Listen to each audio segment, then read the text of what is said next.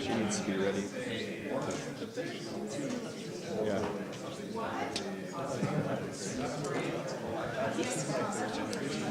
The agenda.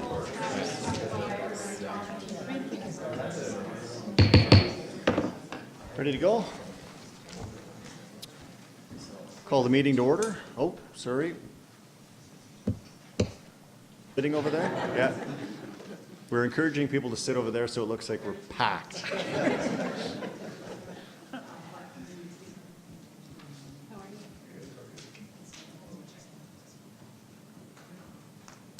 See if I put my glasses on. Riley? Trey?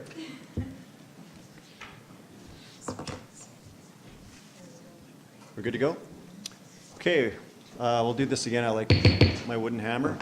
We'll call the meeting to order and immediately recess and move into our public hearings. So first public hearing is Bylaw 15, 2018, Amendment to Land Use Bylaw Vehicle Wash Regulations. And yeah, Ms. Legros.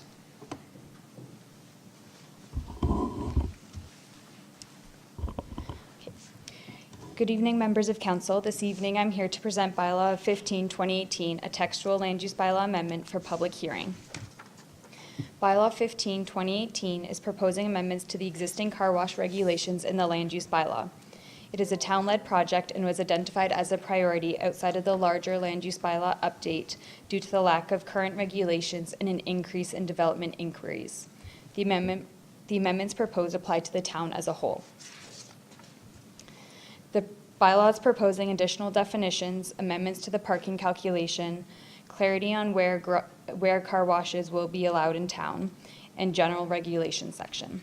The next few slides will review these changes in more detail. The current land use bylaw has one car wash use, which allows for the operation of washing one or more vehicles. Bylaw 15, 2018 is proposing 3 types of vehicle washes to better capture the different scales that could occur in town.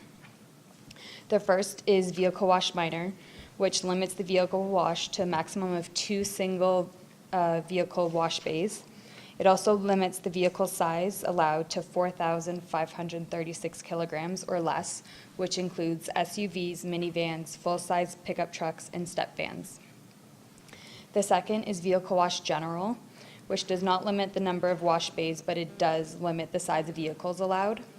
And the third is vehicle wash major, which is similar to the existing car wash definition and does not provide limitations. Additionally, definitions for decibels, LEQ, and sound level reader are proposed in Bylaw 15, 2018 to help clarify the sound regulations.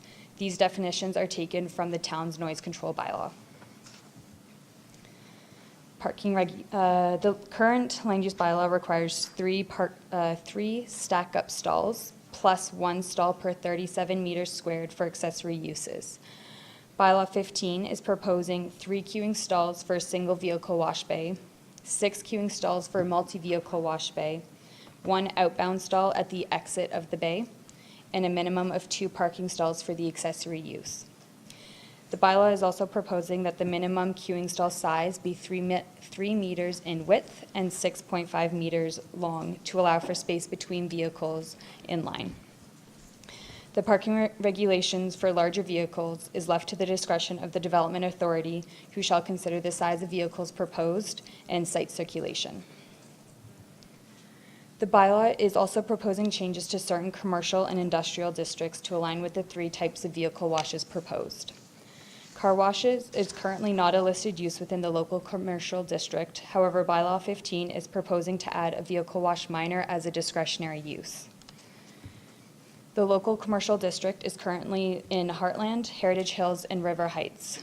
The properties zoned local commercial in Heartland and Heritage Hills are shown in pink on the slide. The other local commercial property is located along River Heights Drive, just south of the Toyota dealership.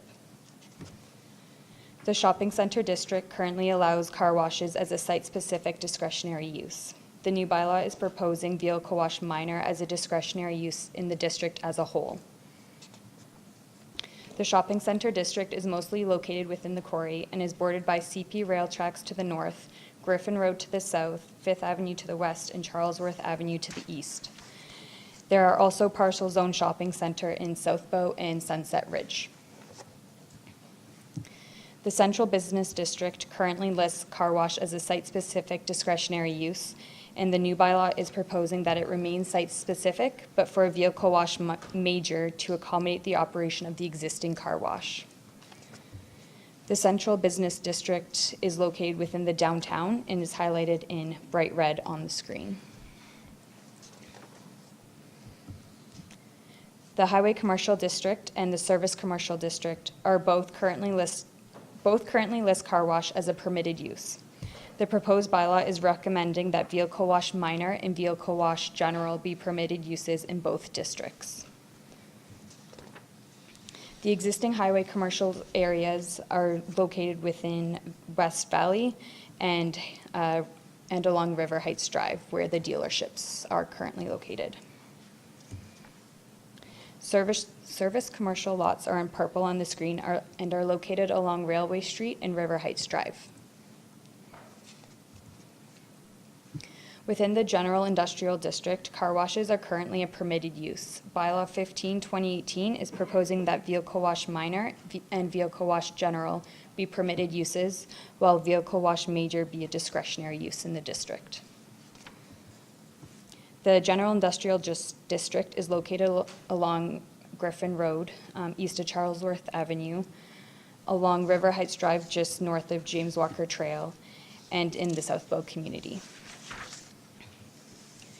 The current land use bylaw does not include general regulations for car washes that car washes must follow to operate in town. As a result, general regulations are proposed within bylaw 15/2018. They include landscape buffer requirements, site circulation requirements, vacuum and dryer requirements, allowable decibels based on the noise control bylaw, requirements when adjacent to residential properties, and setbacks from residential areas. The proposed setbacks are 23 meters from a residential property to a vehicle wash building that accommodates vehicles that are 4,536 kilograms or less, and a setback distance of 46 meters when the vehicle wash accommodates larger vehicles. So public consultation. The proposed bylaw was circulated to internal departments, external agencies, and community associations. No comments or no concerns were received. The proposed bylaw was also mailed out to current car wash owners in town, and no responses were received. A survey was sent out to the public to gather feedback on the proposed changes. The survey received a total of 74 responses.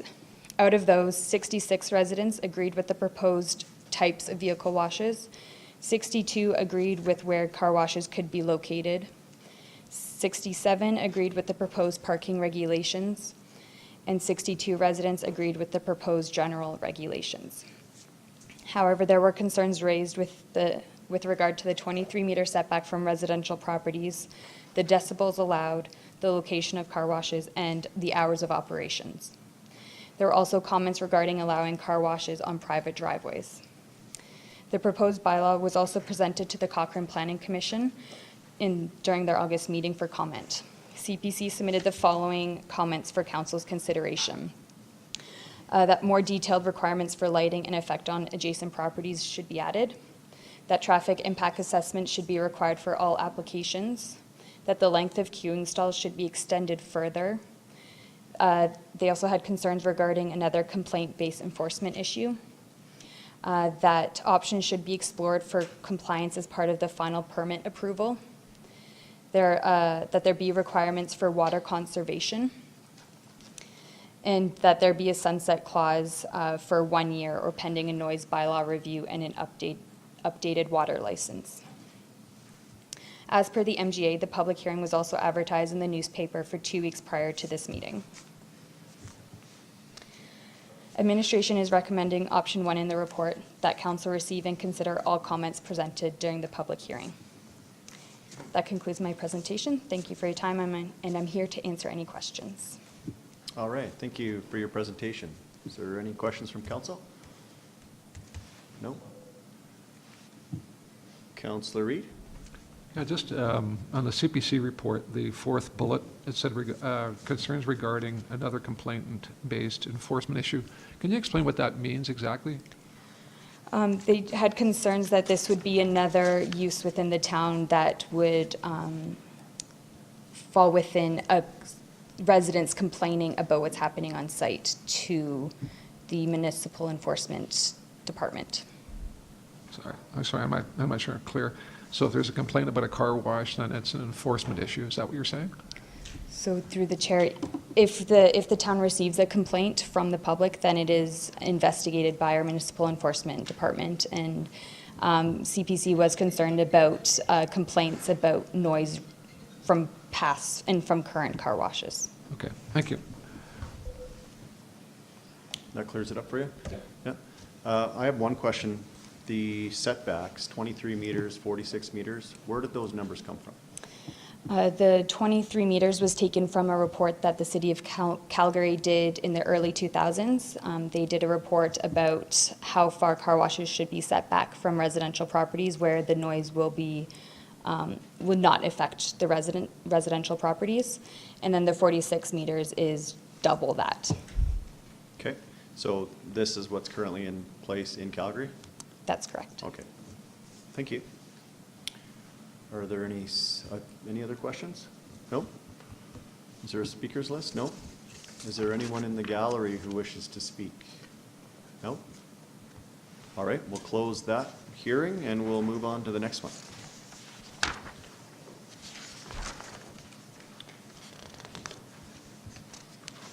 Which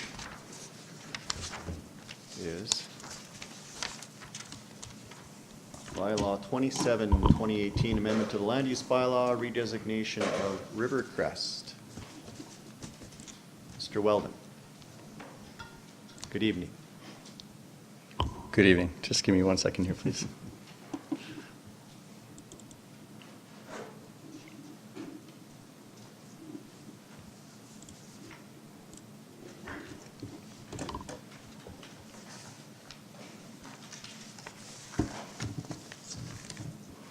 Okay. Good evening, Mayor Genung and members of council. I'm here to present to you Bylaw 27, 2018 for public hearing. Bylaw 27, 2018 is in regards to a land use redesignation for the community of Rivercrest and specifically for phases 2 and 3. The application specifically is to change the designation from residential urban reserve, or URR, to residential single detached dwelling, R1, and also public service district.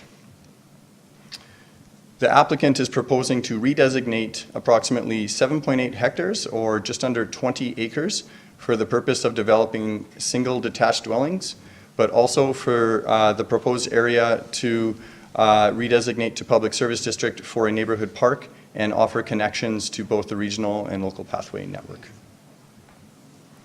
The site location is the community of Rivercrest, which is just located north of River Heights Drive, across from Willows, and it's shown here on the map. Here is the subject property for phases 2 and 3 of Rivercrest, and that corresponds with phase 2 and phase 3 of the phasing plan outlined in the adopted neighborhood plan. The existing land uses, phase 1, which is outlined just south and west of the subject property, has been previously redesignated, and the subject area is located here, and it is also outlined here for phase 2 and 3. The yellow areas are the R1 district, and the light green areas that are located to the north there are the public service district areas to be redesignated. The application was presented to the Cochrane Planning Commission on September 19th. CPC provided the following comments: that all future development approvals need to be mindful of the impact that they have on town infrastructure and the existing communities, need to ensure that construction sites comply with bylaws and construction rules, and specifically related to wash bins are needed on construction sites prior to accessing town roads, so that mud is not tracked onto the roads. Also that there should be transparency regarding the results from the required studies, and that was specifically for the area structure plans and the neighborhood plans. There is also concern that the town keeps approving land use with no improvements to infrastructure, as this creates a bottleneck area and choke points within the community.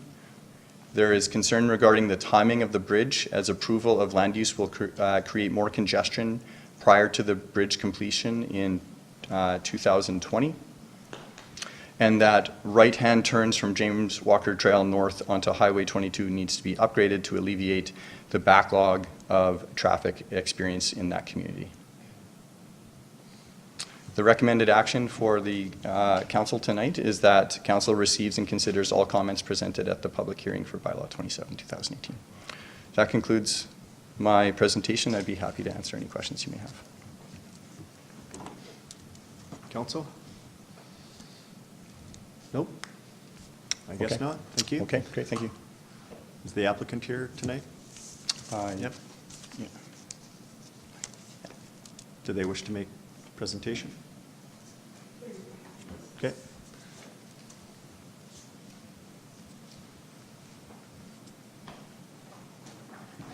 Good evening, Your Worship, members of council. My name's Avril Trapp. I'm with SIMBA Canada, Inc., and we are the applicant on behalf of Rivercrest Communities, the developer.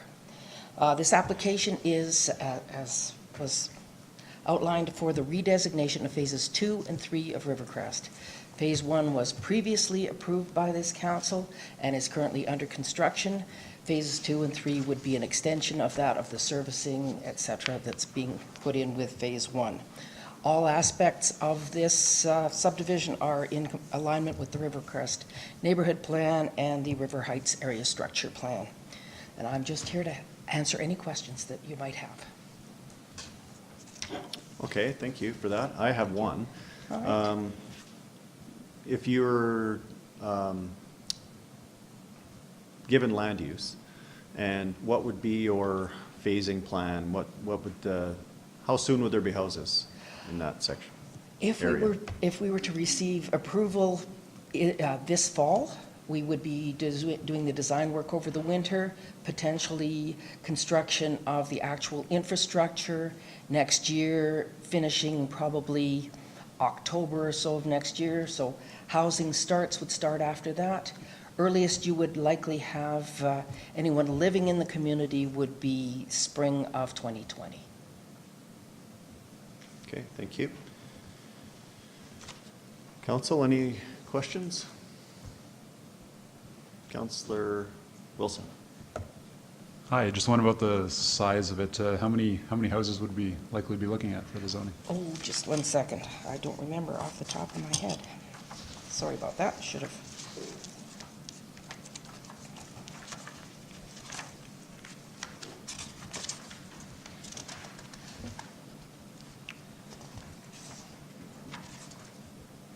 Okay, phase 2 is 74 single-family homes, and phase 3 is 51. Thank you. 74 and 51? Correct. Thank you. Oh, Councillor Badeko? Hi, thanks for the information. Will there be a real push on getting that school site up and ready and shovel ready so that it can get put on the Rocky School list? I am not sure what the developer has been talking with anyone about, but I'm sure if it was a priority, it would be certainly within their wheelhouse to be able to accommodate that, depending on what's going on. I know there's a lot of conversations right now about land just being given, land being purchased, and all of that between the municipalities and the school boards. So I'm sure once something is all worked out there, that could be something that could. I think there's a clarification from Mr. Hyman. Through the chair to Councilor Pacheco, it is in the first phase of development, and they will be working through getting that shovel ready. That is probably the next school that Connor will see.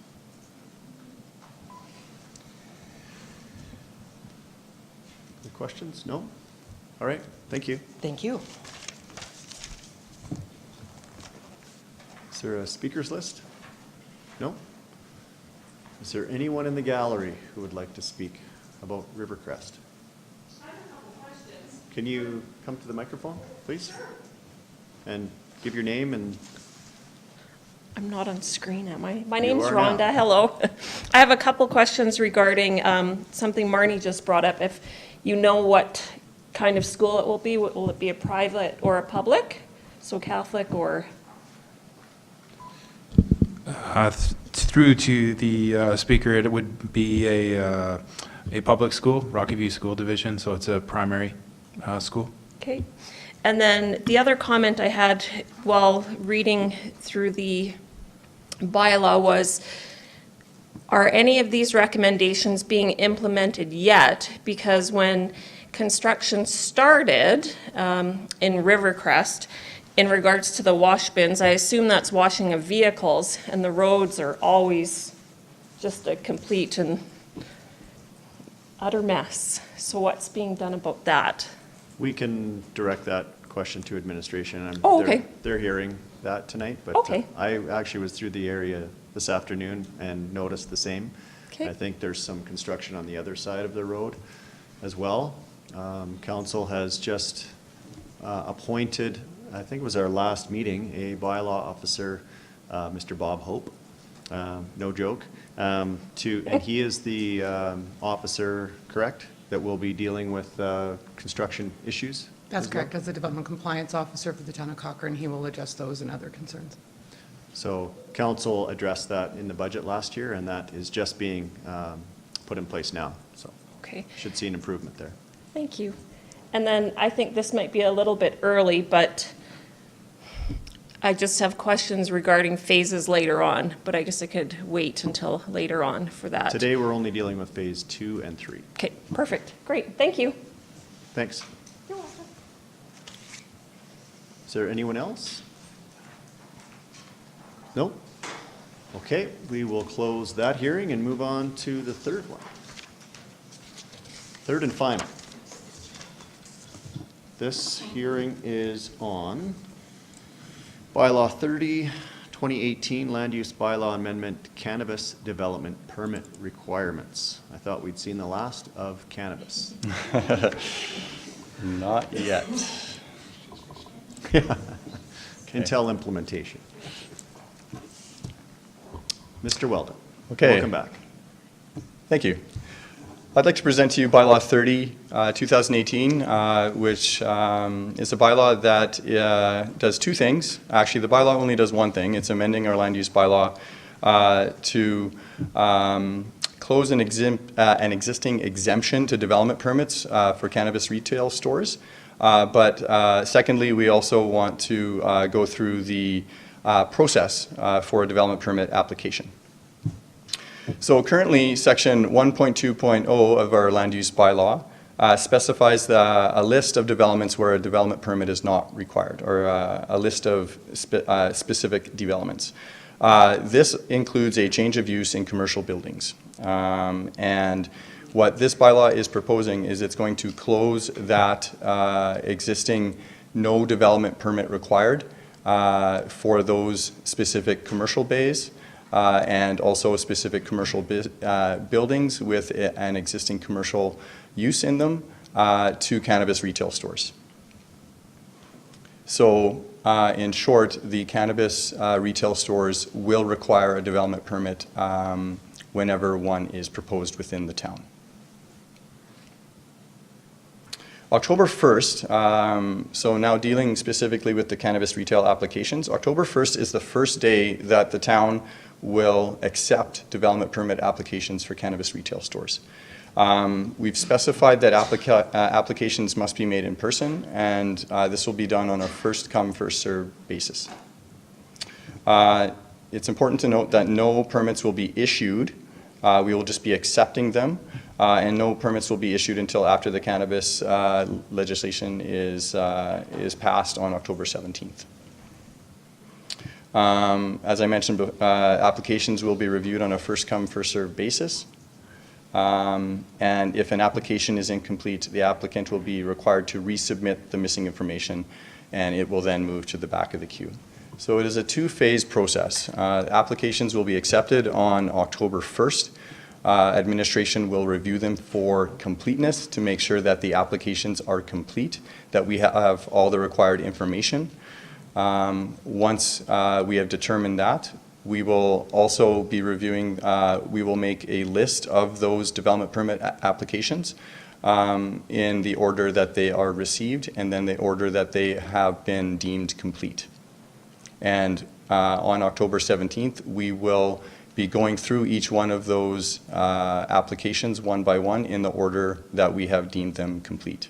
So it's important to note that if an application comes in before another application, but we deem it incomplete, if they are missing information, that application will be put to the side until that information is then brought back to the town, and we will go to the next application. Once we get that other information, we will review that and then put that in the queue. And the reason for this is due to our 150-meter setback requirement for cannabis retail stores from each other. And that is the purpose of the first come, first served. If one comes in and another one is within that 150 meters, we have to be sure of the queue and that that we're reviewing them one at a time. That is the process. The cannabis retail requirements. We will obviously need our application form, an application fee, the certificate of title, a letter of authorization from the landowner. We will need a site plan, a floor plan, elevation drawings of the building, signage if they are applying for signage, and also a location map with the 150-meter setback distances. The proposed bylaw was presented to CPC on September 19th, and CPC supports the proposed amendment to our land use bylaw. The recommended action tonight is that Council receives and considers all comments presented at the public hearing for Bylaw 30, 2018. That concludes my presentation. I'd be happy to answer any questions. Thank you. See, cannabis always gets the green lights on. There's the joke that you wanted to There you go. Thanks Councilor Nagel. Thanks for presentation, Riley. So you said you're not even going to be considering applications until October 17th? Through the chair, we will be receiving the applications on October 1st. We will be deeming them, reviewing them for their completeness in accordance to the list that we have listed there. If they are complete, we will create a list in order that we have deemed them complete, and then we will start to process them on October 17th. Correct. So I had this idea in my mind that like across Canada on October 17th, all these stores were going to be opening. Is that not the case? There's still like weeks of regulatory hoops for all the companies to hop through after the 17th? On the 7th, oh, through the chair, excuse me, that is correct. They will not be opening on October 17th, but rather that's when we will start to be processing the development permit applications. And that's the same for the whole country? No, I do not believe that that is the case. I believe Calgary and some other areas in Alberta have already processed the applications and that they will be opening on October 17th. Okay, thanks. Okay. Councillor Wilson? Yeah, when you said first come, first served, Mr. Weldon, is it just, it's actually just going to be a lineup at the administration offices, and if they've filled all the criteria, it's the first person in the line? That's how we're deciding on that? Through the mayor, yes. We've made it mandatory that they apply in person. We are expecting a lineup on October 1st for applicants. We believe that is the most fair.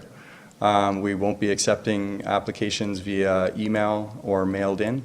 They have to be made in person for that reason. We have to, because of the setback distances that we have established through our land use bylaw, this is the fairest to the applicants. So we are expecting a lineup.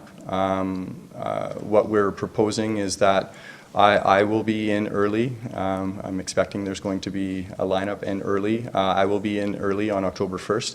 I will be handing out numbers to the people in the line to establish the first that will be able to come to our counter to actually submit their application. The last thing we want is a mad rush to our counter on October 1st. So that is what we're proposing. How many, ballpark, how many applicants have we heard questions from? Or I assume everybody would have been asking questions for all the compliances that are established there? Yeah, through Mayor Janung, yeah, we've received a number of inquiries. I won't name who we've seen, obviously, but we've met with a few interested parties. To give a ballpark, anywhere from 5 to 10, I would say. So we could have that, as many as that on October 1st. Okay, thank you. And if I remember the ballpark, it was somewhere in the 4 to 6 range would be the maximum number of retail locations, depending on what the setbacks. Through Mayor Janung, that is correct.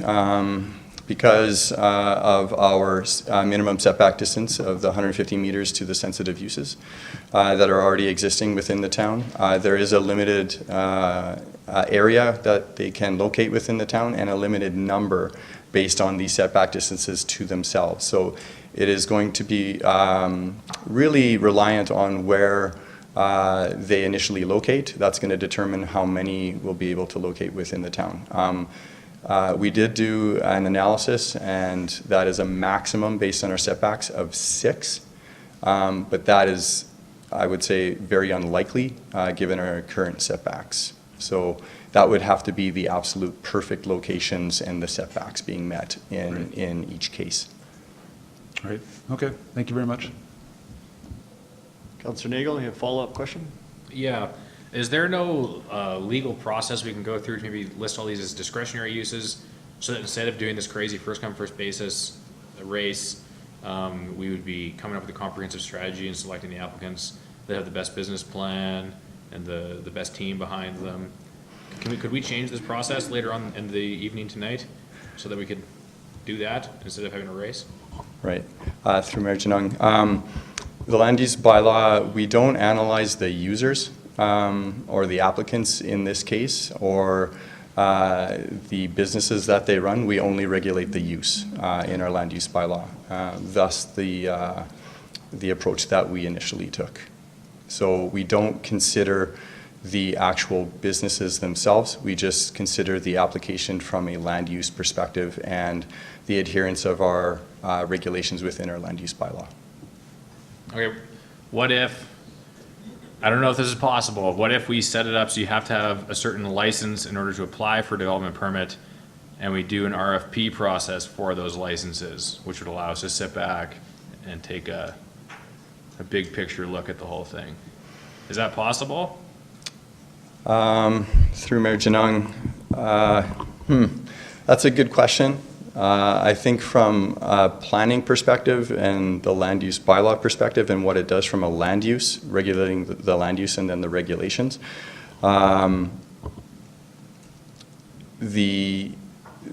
we have to base our decisions on the actual merits of the applications in relation to if they're meeting our stated land use and our stated regulations. So I think it would be a little bit difficult to do that process and basing a decision on you know, their business, like you had mentioned earlier, like their business case or the quality of, or the perception of the quality of their business.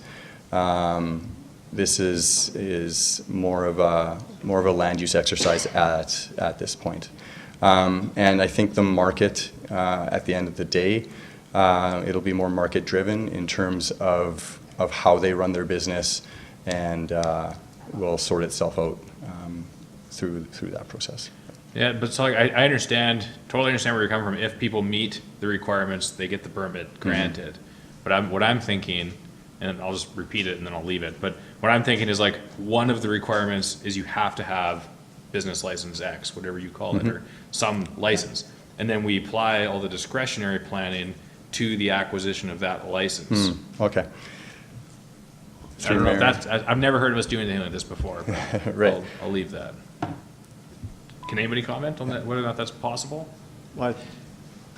The only thing I was going to add is one of the other things that we did consider is a lottery.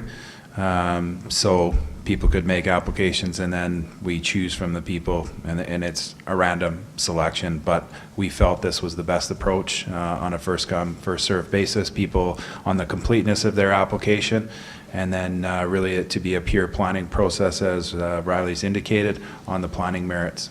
So. Okay. We can discuss that further. I think it's, well, I know it's in the agenda later. Any other questions of administration? No? Great, thank you. Thank you. Is there a speakers list for this one? No? Nobody wants to talk to us tonight. Anyone in the gallery wish to approach and talk about cannabis? No? All right. We will close this public hearing and we'll move into our regular council meeting.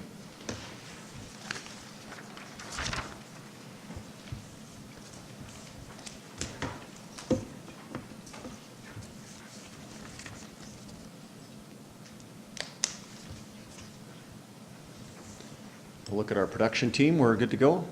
Yep. All right.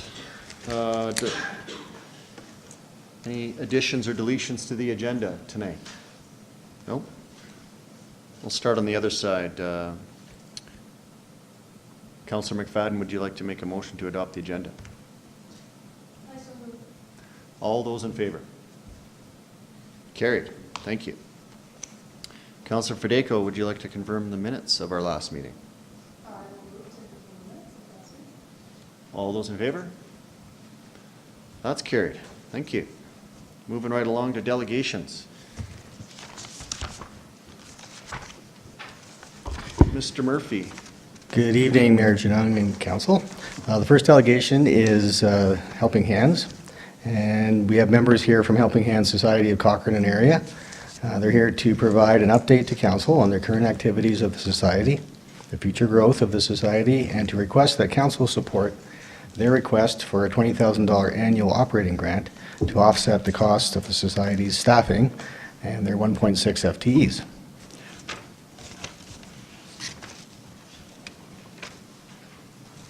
Oh. And here they are.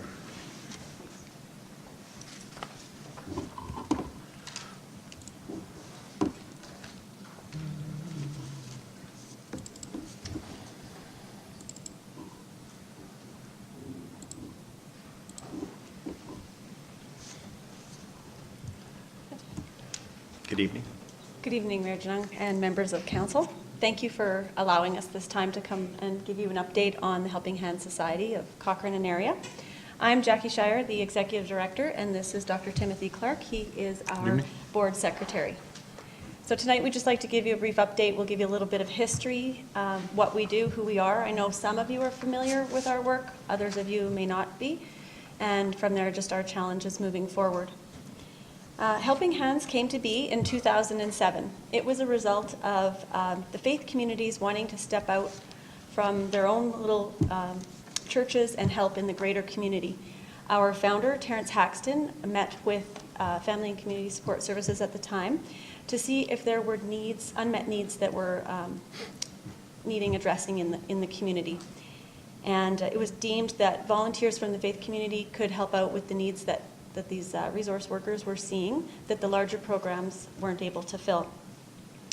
At that time, there was a staff member at Family and Community Support Services who was assigned to fan out the requests to the faith community and then just to follow up on them. And that worked fairly well. The system was in place. And then after a year or two, she left her position, and because that was never part of someone's official job description, we lost our contact for following up on those requests as they were going. So at the same time, in 2007, we took over the food drive from the Latter-day Saints faith community. They had done a fabulous job on their own of doing the food drive twice a year and soliciting donations from town, but they weren't able to do it on their own. So these same volunteers were asked to step forward and help with the food drive. This happened twice a year. In 2014, we could see that the food drive was operating really well. There was a dedicated base of volunteers that were in place to make sure that it happened and to plan and organize and follow up on it. But we could see that the smaller needs weren't being followed up on and addressed as much. At this point, we needed to decide what we would do. So we had a public consultation where we invited service groups from around town and other social organizations to step forward and give us their opinion as to whether or not an organization like Helping Hands would be viable. That would be something like NeighborLink in Calgary. After consulting, many of the other organizations and agencies were able to identify that, yep, in the greater community there were a lot of needs and Helping Hands could fill that. At that point then we decided to become formalized and become a society. We applied for our society status and had our board form. We came up with our mission and vision statements, and at that point we were able to apply for funding. Our mission statement was formed as Helping Hands links people who help with people who need help. Our volunteers fill unmet human needs and strengthen community.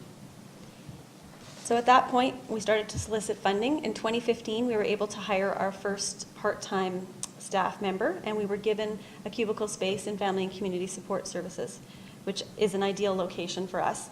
We are able to connect with people coming in from the community that need help, but we're also able to connect with people from the community that want to step out and volunteer. In 2016, we saw huge growth as we became a little more visible to people in our new location. And in 2017, we sought our charitable status with the CRA, so we're now a registered charity, and we hired our second part-time employee. We were able to offer full-time coverage for the hours that FCSS runs, which is a huge asset to us as well. Now in 2018, we've just moved one of our employees to full-time at the beginning of August, and we have one part-time outside of that. Next slide. That's me. So our organization has two sort of primary objectives within our mission. The first is, as Jackie mentioned, to help meet unmet needs, including basic needs in our community through a variety of programs. As was mentioned, these programs were largely designed in coordination with and to be complementary to the existing service provision, and were really sort of a product of gaps that were emerging as a result of the growth of the last 10, 15 years in our town. Now, the second objective, which I think is no less important, is to foster sort of civic engagement, volunteerism, and social capital in our community through providing opportunities for meaningful volunteerism and connection with other community members. So those are our two sort of main objectives, and these very much align, I think, with town objectives, including the social policy, which is designed to advance inclusion and equity, reduce racial discrimination, and foster a sense of cohesiveness and belonging in our community, as well as pathway number 1 in the wider sustainability plan. I think both of our programs do this not only in terms of the clients that we support who are among the more vulnerable in our community, but also in the ability to connect individuals, whether it's one-on-one in some of our programs or bringing together large numbers of people for larger events like our food drive. So Jackie's going to talk a little bit about Who we serve. We aim to serve the vulnerable citizens of Cochrane and Western Rocky View. These would be people with limited financial resources and those without a support network, whether that be family or faith, they don't have anyone they can rely on, and those experiencing social isolation. Examples would be low-income seniors, single parents, those on disability, newcomers that haven't formed connections yet. As just a quick example, I'll give you an example of one of the clients that we've helped over the last couple of years. She's given me permission to share her story. I've changed her name for the purposes of this. We'll say her name is Linda. She's lived in Cochrane a long time. She's raised her family here. Unfortunately, her marriage fell apart and does not have a partner to support her. She started to experience some severe health issues. As she got a little bit older, she was no longer able to work, and as a result has limited finances. Her medical issues became worse and worse, and she was no longer able to drive. That's leaving her isolated, and with these physical limitations, a lot of things she can't do around the home. And she doesn't have the finances to hire out for a lot of them. We've had volunteers over the last year and a half, as she's undergone some major surgeries, step up and help her with snow removal, with lawn care. They helped her downsize from a home that was too expensive for her to something that was more affordable and smaller. They've helped her with volunteer rides to medical appointments, even to surgeries. They've visited her in hospital and in her home. And they've also even offered her emergency dog care when she had to get in on short notice. She really has a community around her of people that care, and these are all people that she never would have met had she been left on her own. Our clients come to us from a variety of different organizations. They come to us through the Resource Center, they come to us through FCSS, through Alberta Health Services, through Alberta Mental Health Services, Rocky View Immigrant Services. We've had some from Victim Services, the Pregnancy Care Center, and then of course individual residents themselves that just give us a call because they're needing some help and they don't know where else to turn. Our partners for the volunteers span the entire breadth of Cochrane, from the faith communities, the businesses, the sports teams, the service clubs, and then again, individual residents who just want to step up and help. What we do. Most of you probably know the food drive. That's a really fun day, and it's obviously our most visible. This year we had, at this last drive, it was 2 weeks ago, we had over 710 volunteers come forward. And if you've never had a chance to experience that day, it really is a fun day to be part of and a real way to see the community come together. But behind the scenes throughout the year, our volunteers are working in other programs. Our Caring Neighbors program is probably our biggest one outside of that. In that program, you'll see everything from visitation or maybe respite care for a senior who just needs a break from taking care of their partner. You might even see something as simple as just a dump run for a senior that is downsizing. You might see someone doing post-surgery cleaning, household cleaning to help someone while they're incapacitated, and you'll see visitation. The Newcomer Helpers Program is a partnership we have with the Cochrane Immigrant Services Committee. We work with Rocky View Immigrant Services to identify newcomers that have come to town and step up alongside them to see if they can be helped with settling in. Sometimes that might mean some language assistance and volunteers helping with that. It might mean helping them find some furniture, or it might mean some mentoring as they look to find jobs in the Canadian workforce. The next one is the meal team. This is modeled after what happens at the Mustard Seed in Calgary. People can go in, a group can go in once a month and make meals in a commercial kitchen where it's all okayed by Alberta Health Services. These meals are frozen and then kept in a freezer at FCSS. They're given out to families that are undergoing difficult times, and they're given out by either the resource workers or by the Helping Hands staff. The next one is the Summer Dew Crew and the Snow Helpers. Those are obviously seasonal. Last year, our snow helpers worked really, really hard, and we had over 20 locations where we were helping people, and some of those were just a one-time, help them out when there was the big dump, but others were there weekly, taking care of those properties for seniors who want to remain in their own homes. And then we have the Volunteer Driver Program. That's probably our third largest. We've given over 300 rides this year already. These rides are within Cochrane. They're also to Calgary and to Canmore. Most of them are for medical appointments, but a lot of them are just for essential outings. We see a lot of seniors accessing that, people on disability or people who've had surgery that are finding it difficult to get around and just need a hand. So to provide a little bit of context in terms of the growth that we've seen in the demand for the services that we provide, as we all know, Cochrane has been growing at an extraordinary rate over the last 10 years or so, much faster than is the case for Alberta or for Canada as a whole. What this means is that a significant part of our population is very highly mobile and has moved in the last 5 years, much more so than even in Alberta, which is a fairly mobile province, and certainly more so in the rest of Canada. So what this means for our services is that the high degree of mobility and sort of uprootedness of a lot of people in our community who have arrived recently mean that there are many people who are less likely to have strong social networks, not just for things like friendship, but also for meeting basic needs and dealing with emergencies and crises in their lives. I think one of the more distressing findings of the Cochrane Cares report was that over 40% of survey respondents identified that they felt isolated always or sometimes. We also have emerging issues around the aging population. Our over 65 population has grown 130% in the last 10 years. This isn't just normal population aging. That rate is about 50% higher than the provincial average, which means that we also have many seniors who are moving in their retirement years to Cochrane, which means that we have a larger senior population that also doesn't necessarily have those same kinds of networks and roots within the community and are more vulnerable. Finally, while Cochrane is overall a fairly well-off community, we do have a significant low-income and vulnerable sector. According to the last census, about 8% of all children in Cochrane live in low-income families. And so these may not necessarily be visible in a day-to-day reality for many of us, but they are there.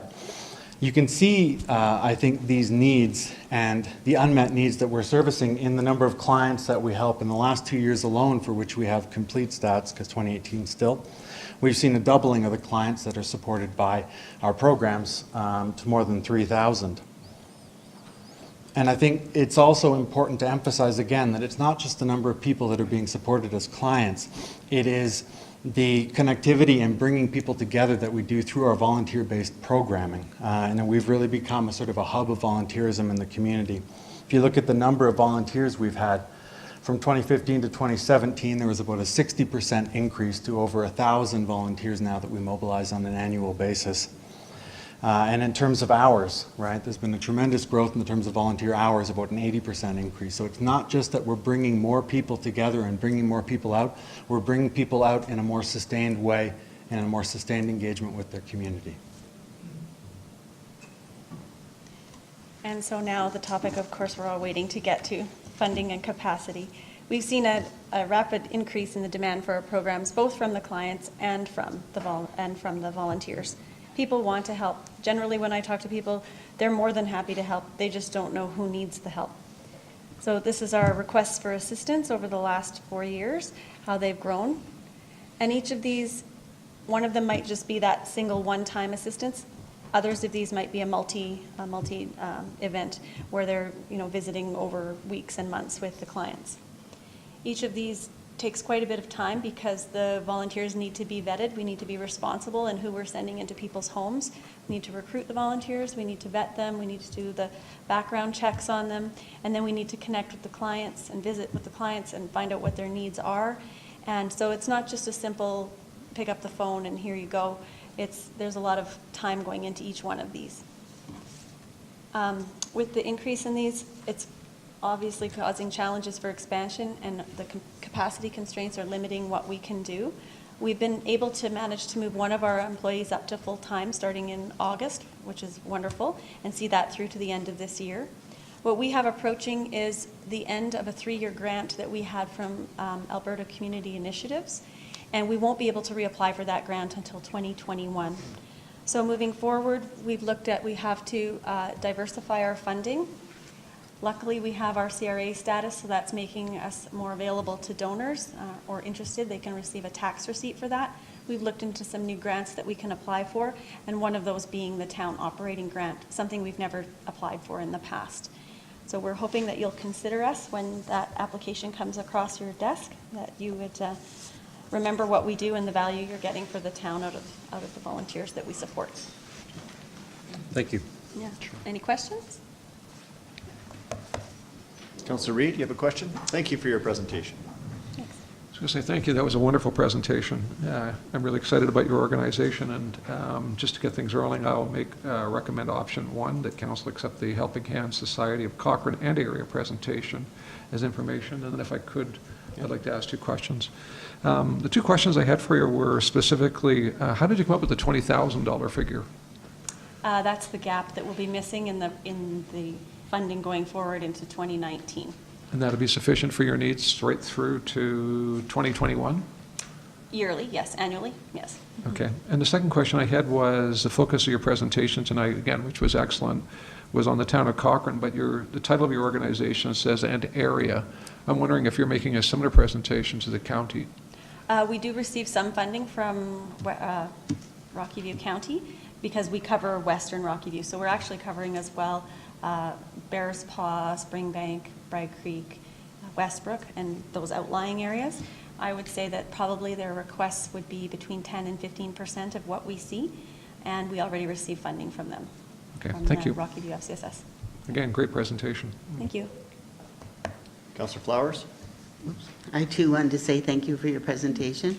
And what I love the most about this organization is that it does help people live in their homes longer, takes the burden off of the healthcare system a lot, and provides people friendship and lack of isolation.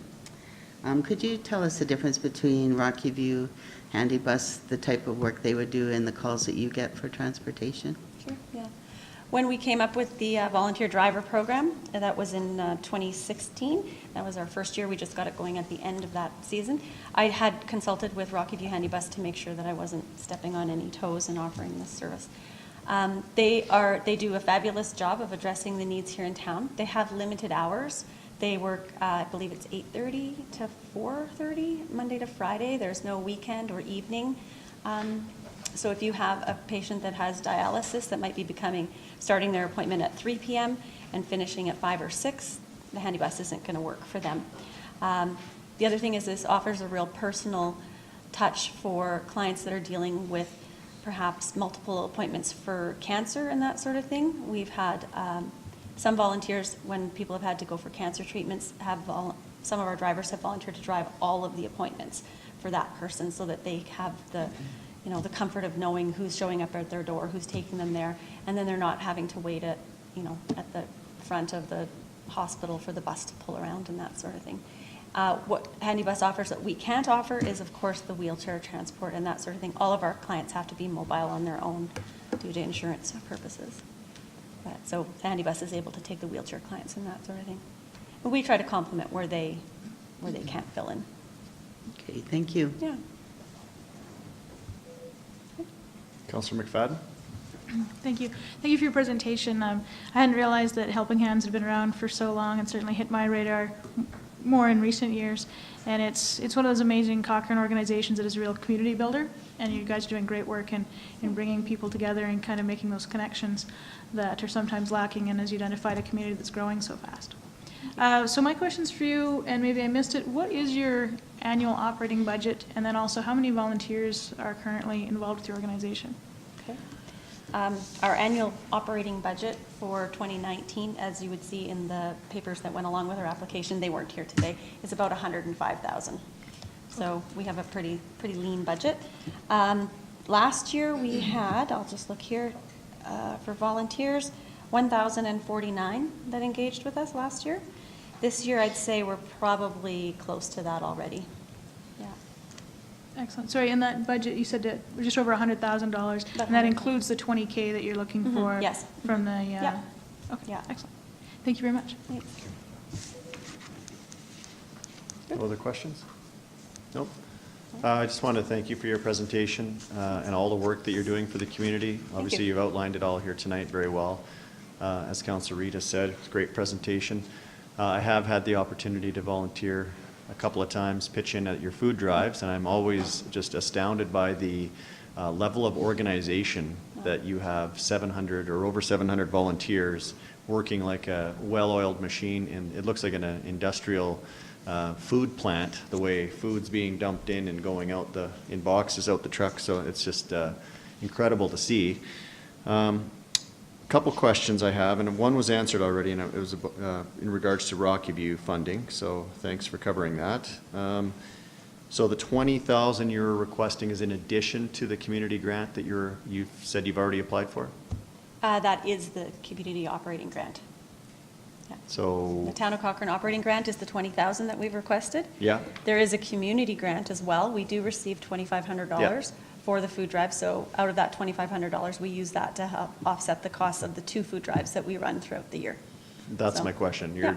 In addition to the $2,500, you're, Asking for $20,000, yeah. okay. The So if you're- $2,500 really only just covers expenses for the food drive, like Yeah. newspaper ads and posters and I'm maybe not part trying of to volunteer lunch. cut you Yeah. off, I'm just, All that. just asking, yeah. Yeah. Have you looked into a casino? Now that you're registered as a charity, are you eligible to apply for a casino? I know it would be more volunteer work, but We have not looked into one. That is an excellent suggestion. It has come up in the past, and I think the board has shied away from it in the past, but we could revisit it. and again, I'm not suggesting that you Yep. do it, I just wondered if you've Nope. looked into that. We have our first silent auction happening on October 13th. There's a Lucas Chason concert happening, so you're welcome to come and join us for that. It's a concert, so in our diversification, we could look at a casino as well. Yeah, okay. And I think that is it. The 3-year grant runs out this year, and you can reapply in 2021? Yep. Okay. All right. I think that's it. I can't read my own notes here anymore, so. Thank All you. right, thank you Thank for you your very much. presentation. All those in favor of the motion on the floor from Councillor Reid? It is carried. Thank you. Next delegation, Mr. Corman. Good evening, Mr. Mayor and Council. I have today your next delegation, the Cochrane Tourism Association. Joanne Ocharik, the Executive Director, will update Council on the progress of the tourism strategy and the status of their current funding model.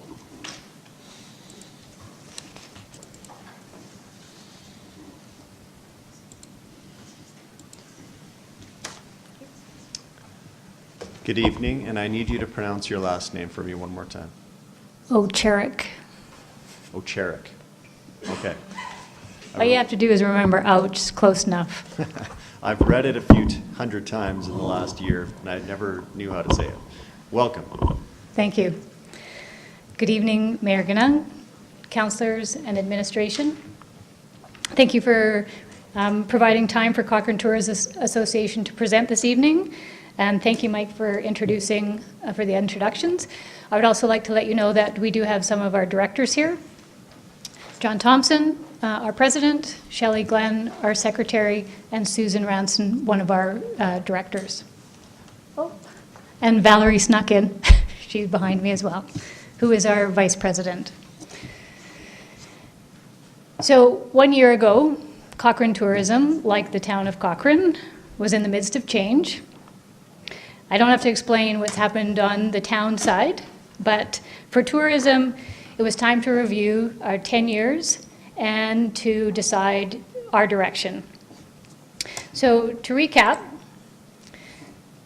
tourism worked in partnership with economic development to create a 5-year tourism strategy.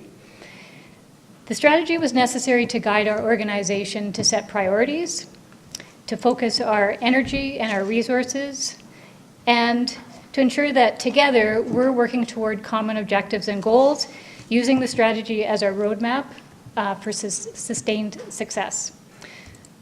There are 4 key objectives that are part of the tourism strategy, and we are currently working on these through our transition, and we will continue to work on these over the next 4 years. So what have we been up to since March, when Council endorsed the tourism strategy? Cochrane Tourism is working on a branding, and what that branding means is how are we developing the Cochrane experience? We went out to the public and we did a public engagement, and we're not doing this to create a new town logo or a tagline. The idea behind this is to understand what is here in Cochrane, what makes us unique, what makes us different, and what will differentiate us for marketability. It has to be targeted, it has to be authentic. Some really great examples of branding is Wyoming. They have an amazing campaign called That's Why, W-Y. A not so great example is Devon, Alberta, when they tried to create Bike Town. So you can go look those up and see what we're talking about when we're talking about branding and what the Cochrane experience will be. The second objective is partnering to enhance our tourism products. And so one of the biggest things is content development. We are working on storytelling, we're working on imagery, and we're working on user-generated content. Recently, I was at the rodeo, met a couple from Australia, and they learned about the rodeo at the pharmacy in Banff. They needed to get out of Banff, and somebody said, oh, well, there's this little rodeo in the town called Cochrane.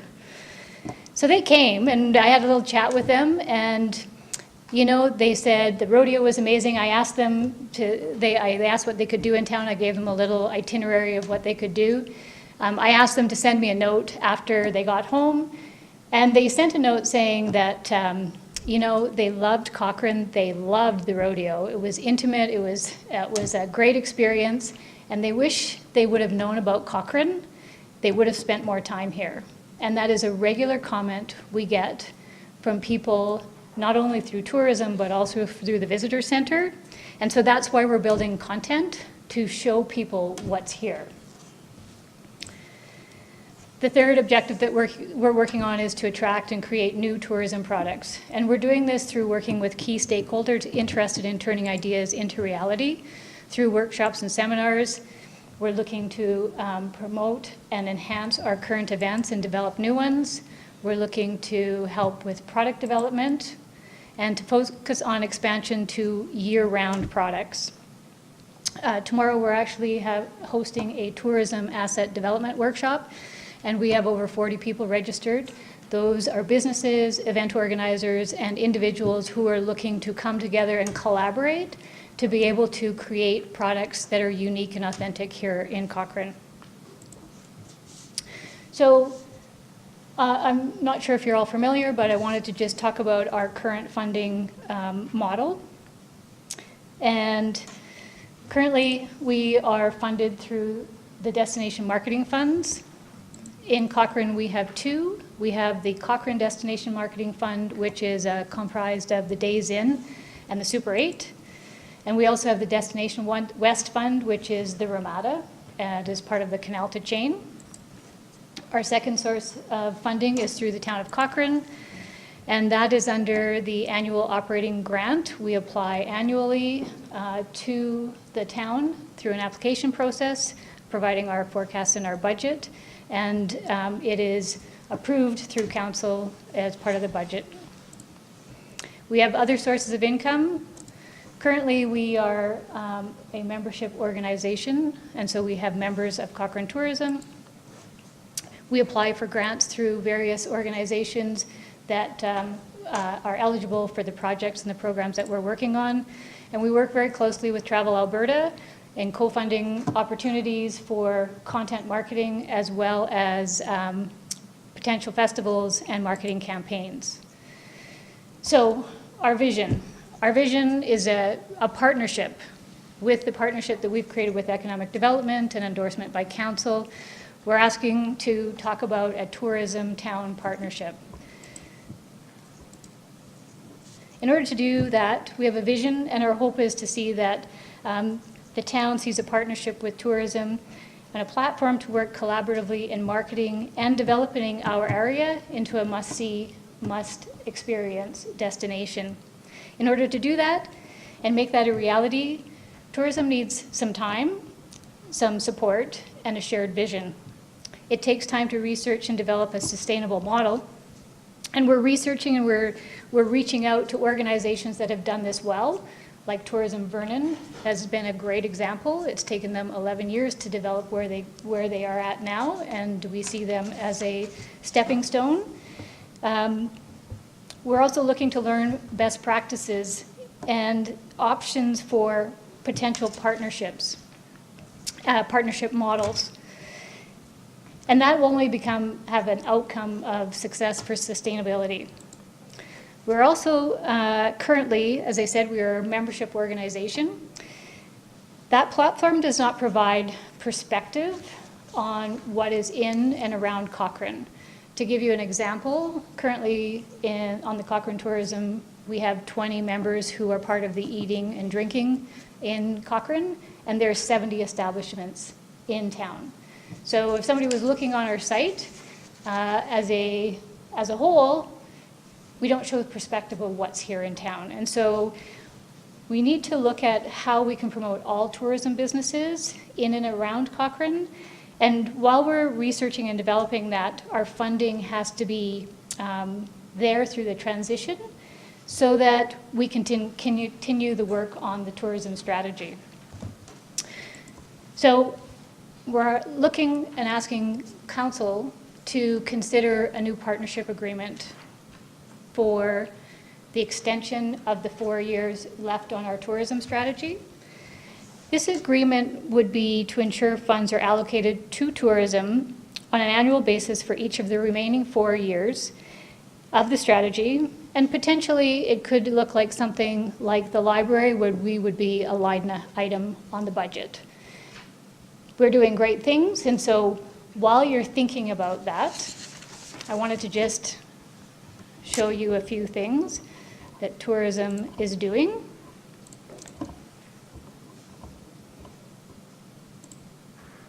Maybe.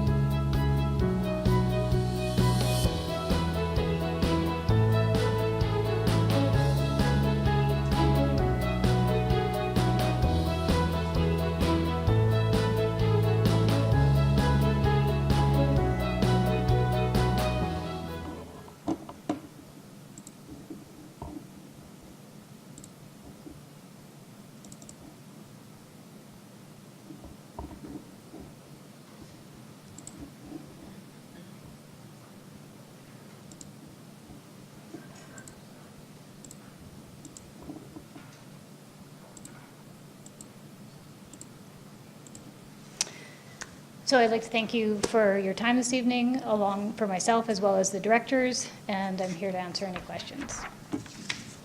Well, thank you for your presentation, especially like the last video. Yeah, We had a star in there. yeah. I rode by so quickly, nobody even noticed it was me. So those are just samples. Yeah. That drone footage, we actually will be creating 1-minute videos of all of those events that we've covered, and we hope to have 12 by the end of the year.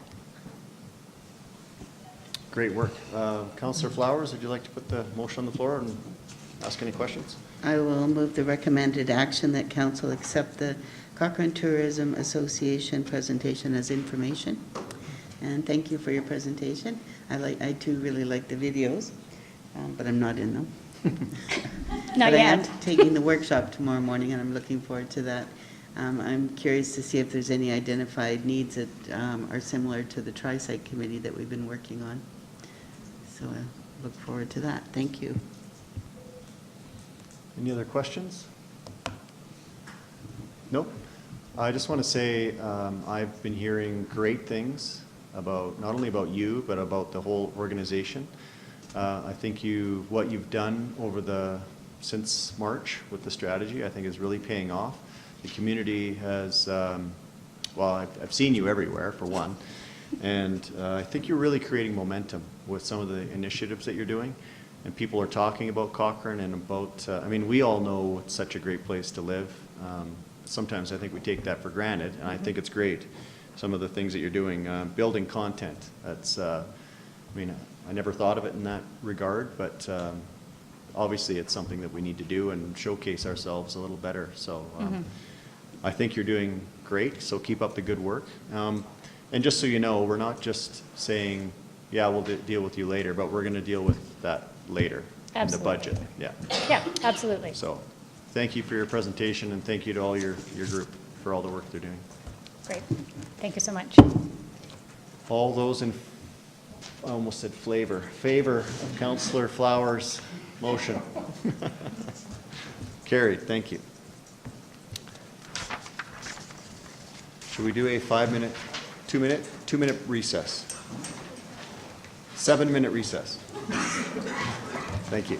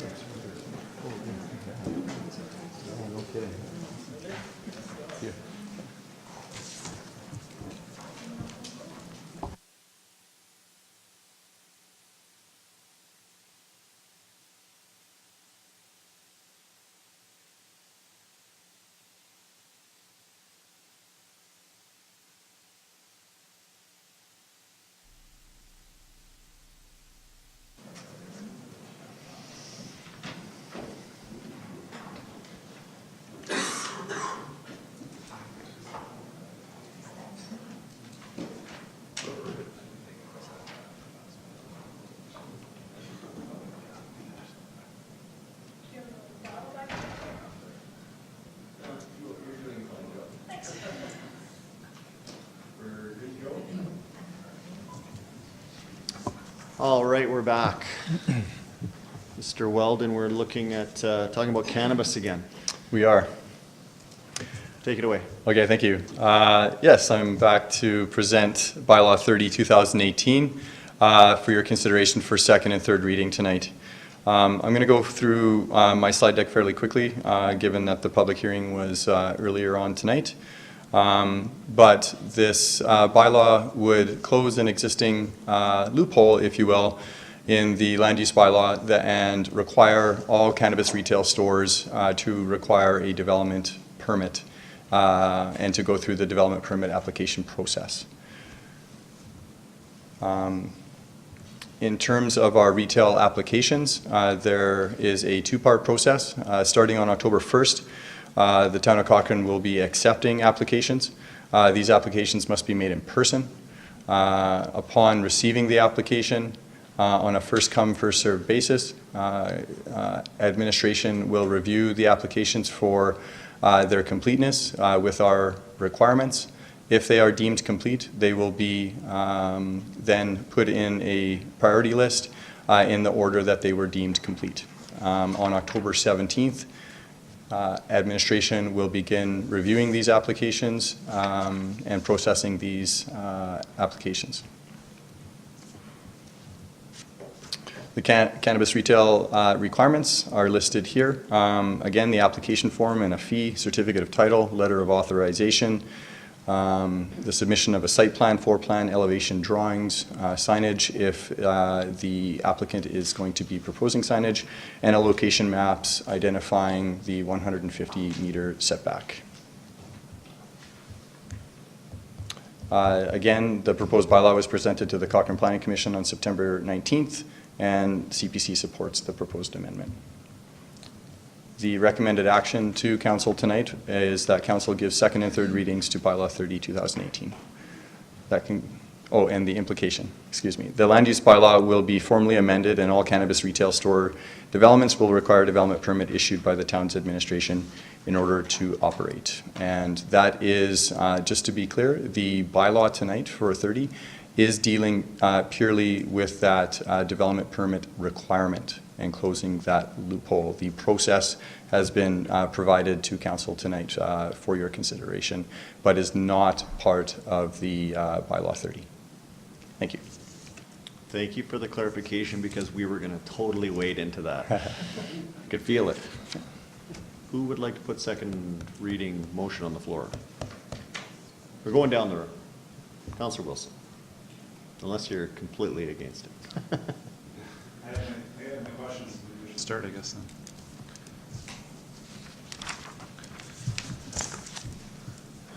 Maybe I won't move the option because of that. Let's have somebody else move the option here. Okay. Councillor Nagel? I will move the recommended action and to reserve the right to vote against that recommended action.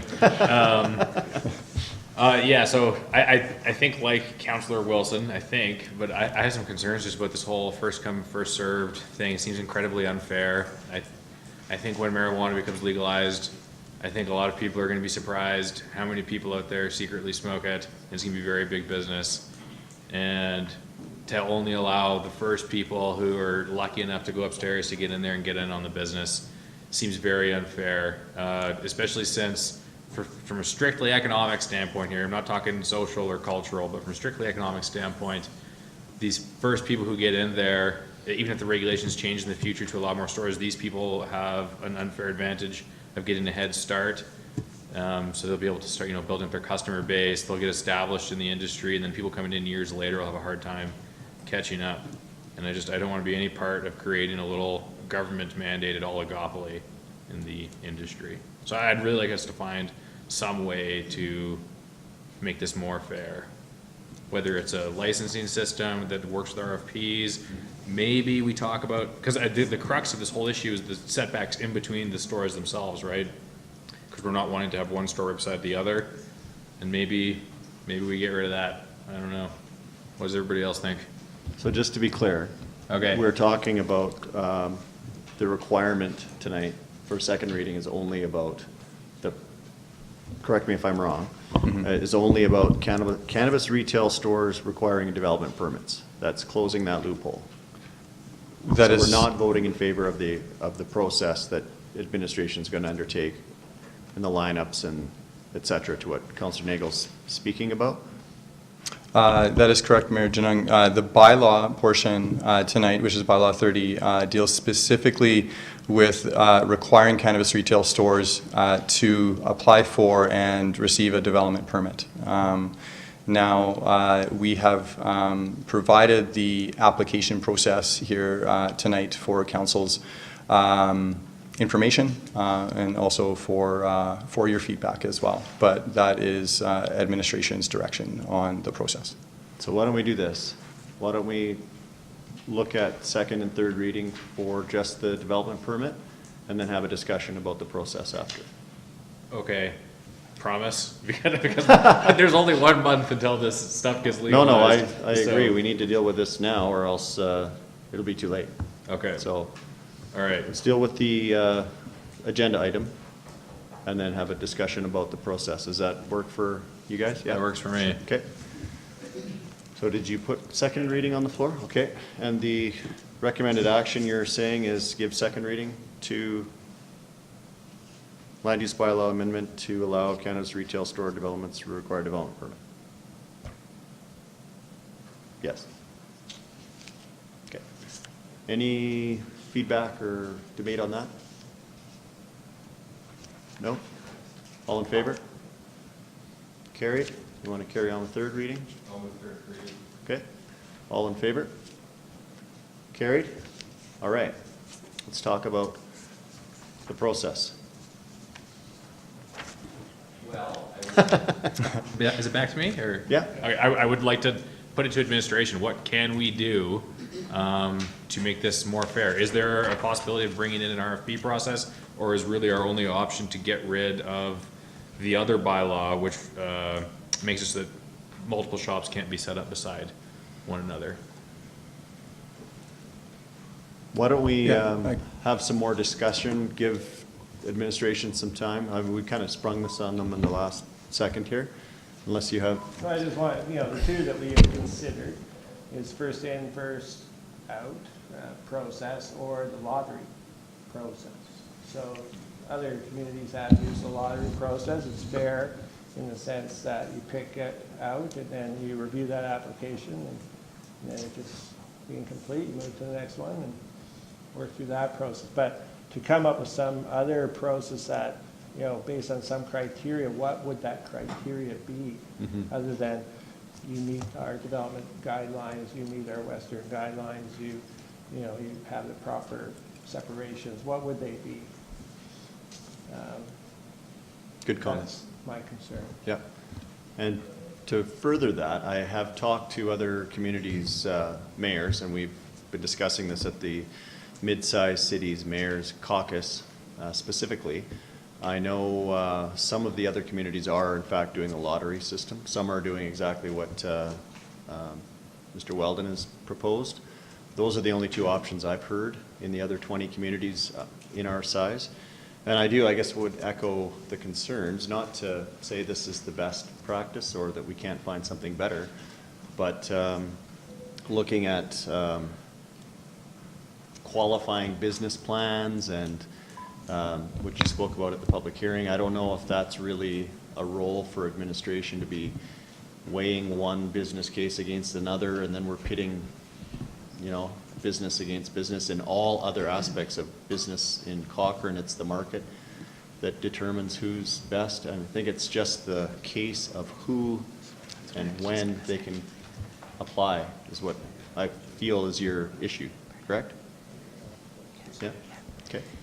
If I can also add, Mayor Janung, there's the piece that's not outlined in here that you have had education on is that the province actually is involved in this as well, and their application is quite intensive and rigorous on can they have a business, are they certified, who are their directors, who are their this, like there's a whole process that they have to go through before they even come to us, and then we would look at the development permit where it fits in our bylaws, then they have to go back to the province, if I'm correct, to then get their license. So there is a whole other process outside of our own municipal that helps determine the viability, and those companies have been going through that already, if they're going to be coming here to submit.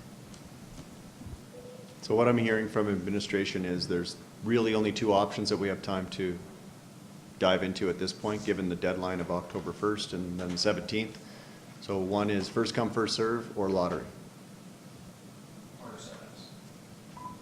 Or no setbacks. Correct. Okay. Councillor Flowers. My question, but I just wondered if they had to have their application vetted completely through AGLC before they come to the town, or is it just in the works? I can answer that, Mayor Janung. Yeah, so they will require, as a condition of the development permit, to provide their AGLC license to the town. And as mentioned earlier, it is a kind of a two-part process. So they will have need to apply for their license to the province, and then they will apply to the town for their development permit. As a condition of their development permit, they then must provide their license to us as a condition before they can proceed with their development. Okay. Seems that there's a lot in place to vet through, but I sure wouldn't want to get rid of the setbacks. I think some really good work's been done there. Councillor Wilson. Thank you. Just help me understand it a little better, Riley. If I'm applying for a license on the day of, it's first come, first serve right now, so if I camp out at 3 in the morning, I might be the first one in line.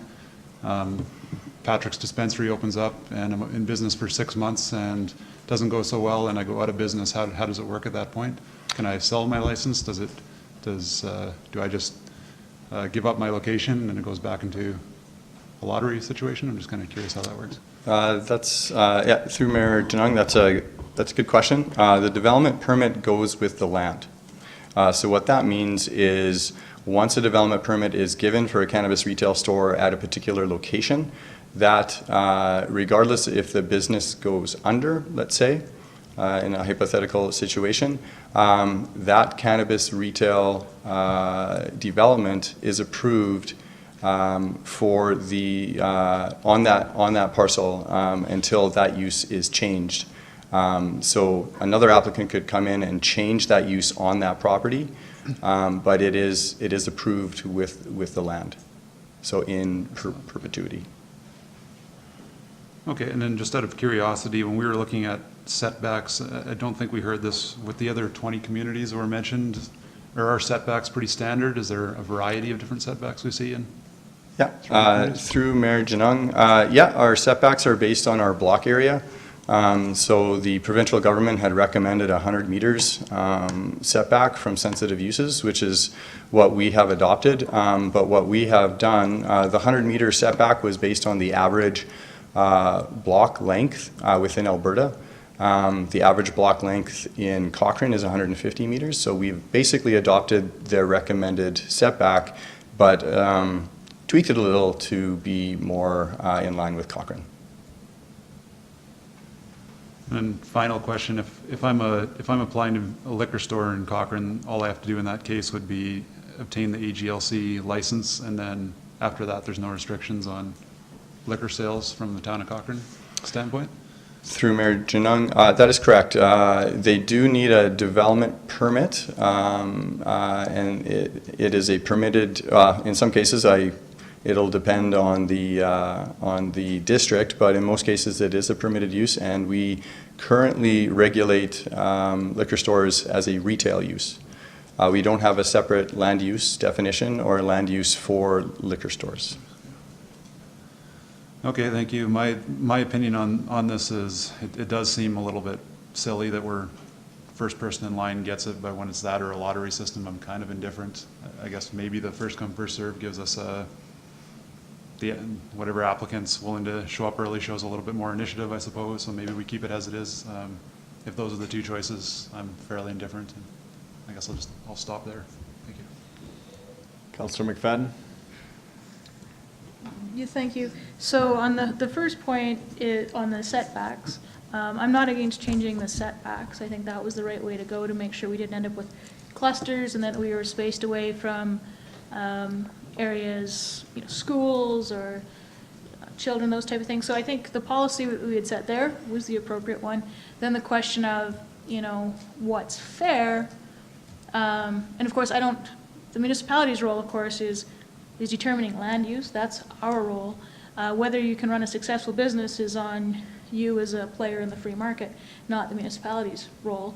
If the province has stepped up to kind of manage that, that's their side of the equation, but our role alone is just the land use piece and how your business interacts land use wise in Cochrane. So I think we're in the right spot there. So the two questions is what's fair, and is there a difference between a lottery system or first come, first serve? I'm with Councillor Wilson. I don't really see, first come, first serve, if you show up at 3 o'clock in the morning and you're good enough to make sure that your application is correctly filled out, then maybe you just deserve it. There's so many other instances where it's, those that are on the ball, early bird gets the worm, all those type of things. So at the end of the day, I think where we've landed with this is the right thing for Cochrane. Ms. Lowe, you had something to add? Yes, respectfully, Mayor. With respect to the setbacks, I just wanted to provide some clarification. The provincial regulation establishes the 100-meter setback as the minimum.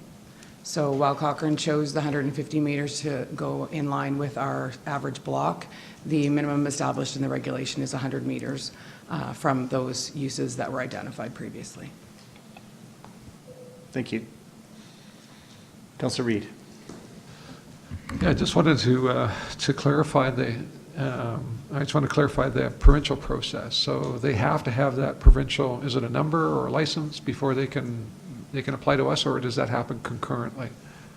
Through Mayor Genung, it is a license, and we don't have a requirement that they apply to the province before they can apply for a development permit here. Our requirement is that through a condition of the development permit that they must provide their provincial license to the town of Cochrane as a condition if their development permit is approved. Okay, so they would not necessarily be able to open, or the development permit would not become official, so to speak, until they had that license. Is that correct? Through Mayor Genung, that is correct. Okay. Yeah, just on the, if lottery versus first in, first out is the only choices that we have, which I find surprising, but if that is the only choice, to me it really doesn't make a difference, right? I guess lottery in some way provides some chance, but I also believe that, first come, first serve might indicate some kind of interest. So yeah, I don't know that this for me is a hill to die on, or this is a Cochrane made in solution, Cochrane solution, but it doesn't matter to me one way or the other. Mr. Hyman, you had a point of clarification? I just wanted to clarify, when these people are coming in first in line, I think everyone is basing that on, that means that their application is complete, they meet the bylaw as well. There's a number of things that they have to complete as part of that package. It's not just that they're the first in line. So I think that's an important consideration. Obviously, there's the provincial process that they have to go through. They have to have a complete application, all the information that Adam and certainly Riley have prepared, and then obviously meet the bylaw. There's going to be people who are going to make application and they may not meet our bylaw, so they will not proceed at that point. So I think we have a fairly robust system. I understand some of the concerns, but I think that we're in a good position moving forward. Okay, thank you.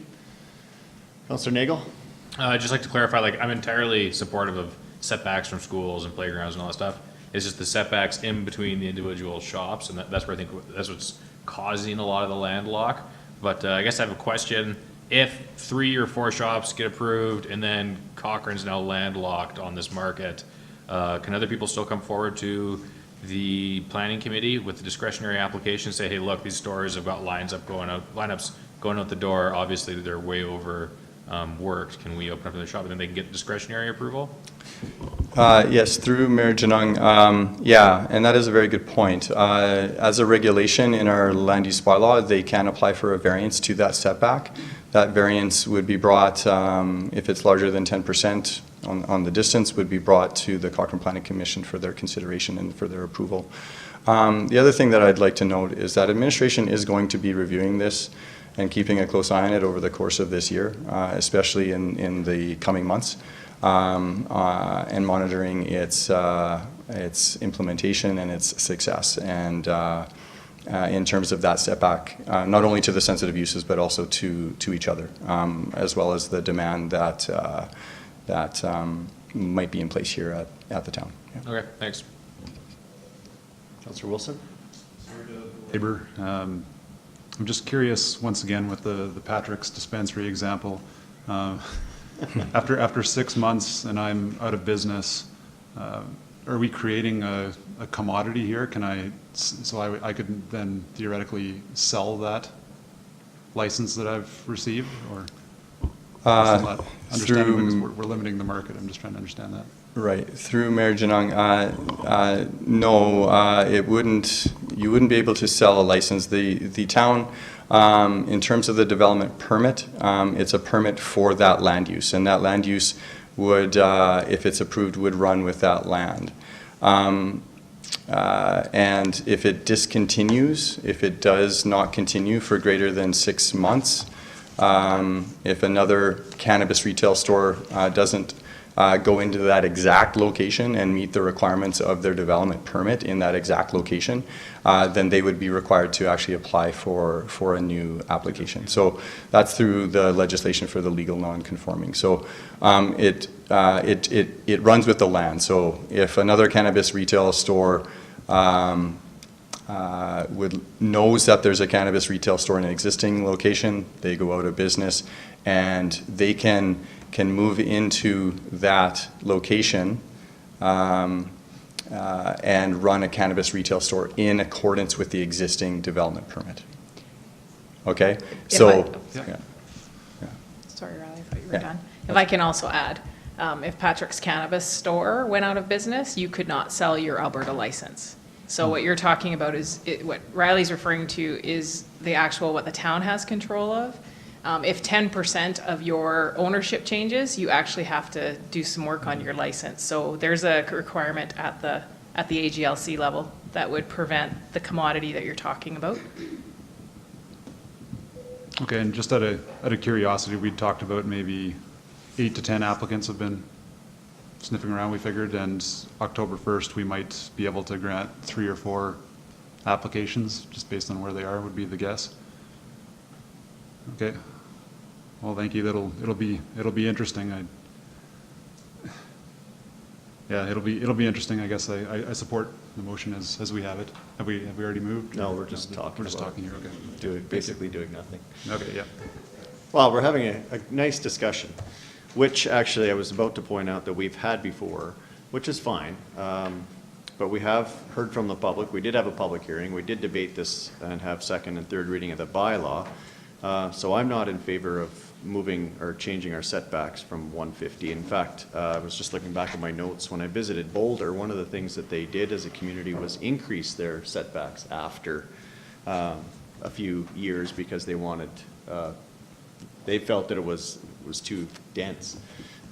So to me, I think we're talking about lottery versus lineup, and I'm happy with what administration's chosen. So, good discussion. No one's putting a motion on to do anything any differently, I presume.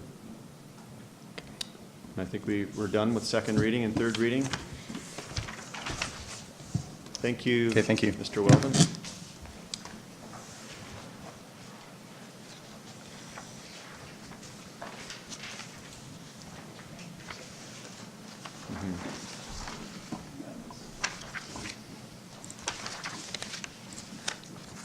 Annexation.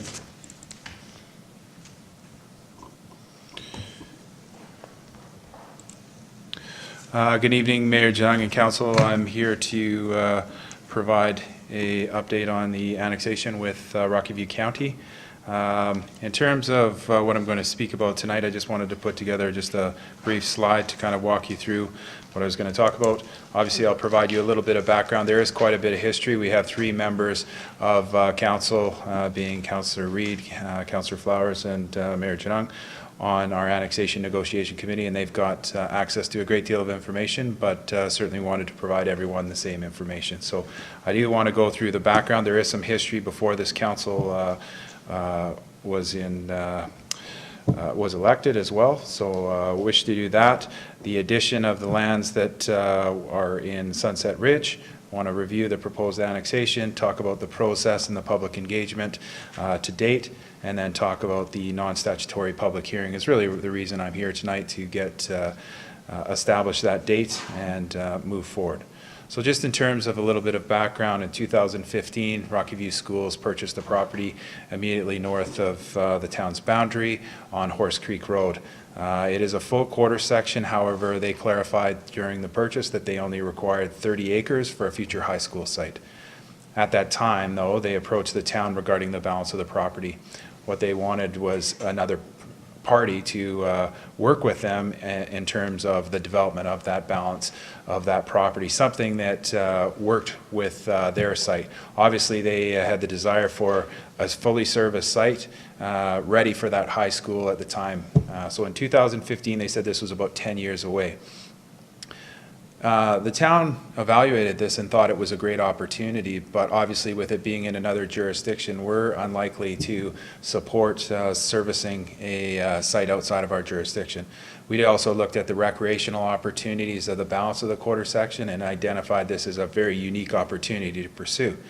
So, in 2016, the town and Rocky View administration had several discussions about the proposed annexation.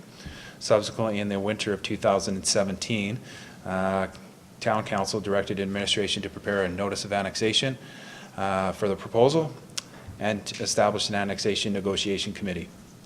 In the spring of 2017, we had some preliminary meetings. However, during the summer and fall of 2017, because we were going to do some public engagement efforts over the summer, we don't typically like to do those, and there was a pending election, as you're all familiar. So we didn't proceed.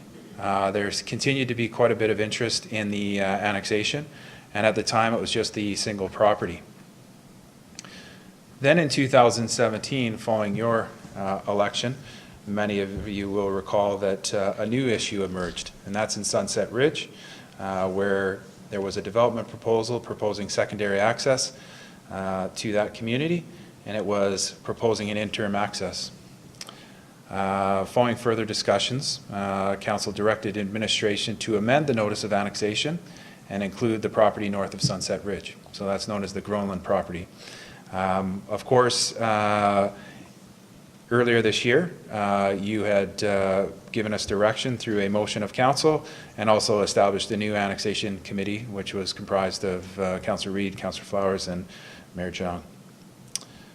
So this shows the new proposed annexation based on the direction of council. So you see the two properties identified. There's the quarter section north of Horse Creek Road, and then the property, 40 acres, that is just north of Sunset Ridge. I'd like to clarify, traditionally annexation is really growth-based, so we're looking to acquire lands in the past that would be residential in nature in the future. This annexation is very different. This annexation is to provide a school site and to provide recreational opportunities for the town and overcome some of the technical challenges associated with secondary access to Sunset Ridge. So it is comprised of approximately 200 acres, relatively small scale, but we still have to follow the process. So in terms of process engagement, earlier this year, the Annexation Negotiation Committee met on April 18th. We had a very good discussion, and we reached an agreement in principle on the proposed annexation actually that day. Subsequently, this was brought to Town Council on May 14th and Rocky View Council on May 22nd, that being the agreement in principle. Both councils directed administration to proceed with public engagement and then subsequently report back to council. So our next steps were, thanks to our communications department, we had a really unique event called the Let's Talk Cochrane Barbecue. That was on June 27th. 115 people attended. I know a number of council members attended this as well. So we had the poster boards and received a lot of positive feedback on the proposed annexation, and it was very well received. We've also have, that should be the Let's Talk Cochrane Town website. In May of 2018, we did update all the information onto our website. So that information has been there with all the contact information for Rocky View County and for myself as well. And we've garnered a number of questions about it since then. We do have poster boards. Anytime you're at the town office, if you'll see in the foyer, there is a poster board which got the information, so when people are visiting, they do have access to that information, as well as our visitor information center. So the word has gotten out, and certainly we've had some questions, and there has been some interest, but to be honest, general support for this. So now, why am I here tonight? I think the big question is to proceed with a non-statutory public hearing. It is not a requirement of the legislation, but certainly as council, I'm sure you want to make an informed decision. That's an important aspect of what administration tries to put you in the best position to provide you the information to make that decision. So what you need is an opportunity to receive input from the affected residents and affected stakeholders. So we're going to establish a date in which you can hear directly from those affected people. Rocky View County has not established their date, but I would anticipate that it will be somewhat after the proposed date. We're just trying to work to finalize that as well. Our hope is to give you the opportunity to hear from residents and affected stakeholders, and then ultimately make the decision and then we'll submit the formal application to the province. In terms of the ad for this non-statutory public hearing notice will be in the paper for the next 2 consecutive weeks. It's got a map of the proposed annexation, and this will give people the opportunity to come and speak to you and provide their input on the proposal.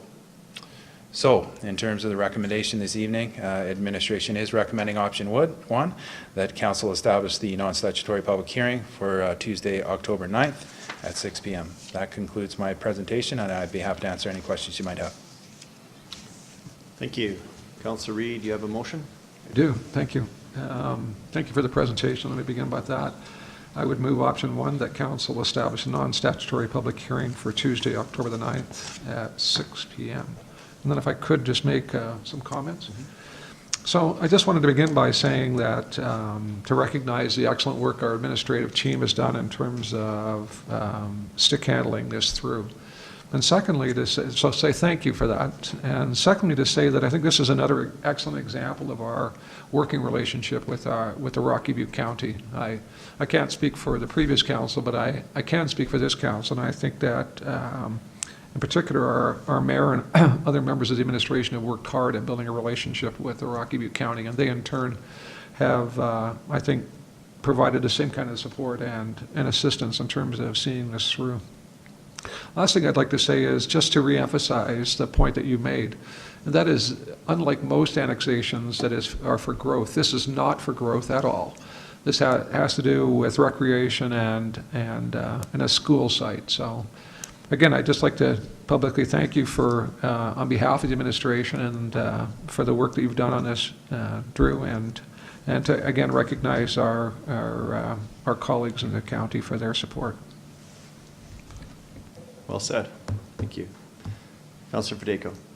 Thanks for the information. I just have one quick question, and that would be on the Sunset Ridge parcel. Will Melcor be part, I realize that this is about the annexation, but will Melcor be a part of that discussion? Because I know a lot of those residents haven't really heard anything from Melcor since they canceled their open house back last winter when the snow fell and it was a bad storm. So I'm just kind of wondering about that communication piece as to if they're really understanding what this is going to look like.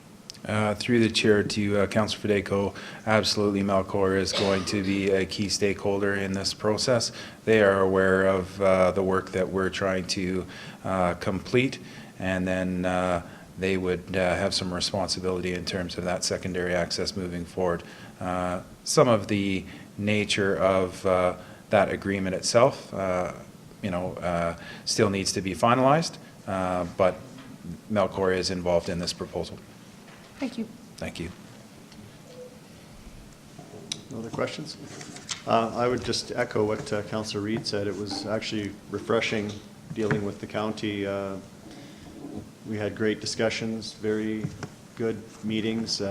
Things went well and quickly, and we quickly got to the agreement. And the only other thing I would add is we did, you mentioned the school division. Where are we at with discussions with the school division, or is that pending this first and then moving on to that?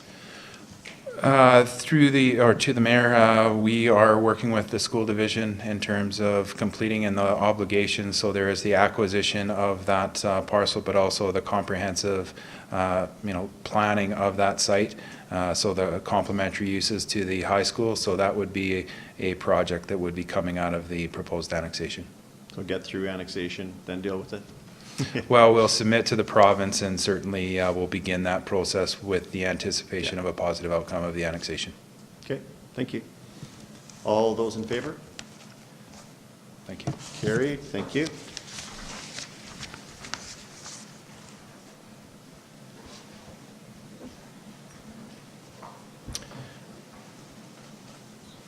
Ms. Lowe, you have a couple of guests. I do. Hopefully they're here for a report and not to make an arrest. They're not here for me. Good evening, Mayor and Council. This evening, Inspector Lauren Weir is here to present statistical information on the RCMP 2017 activities in our community.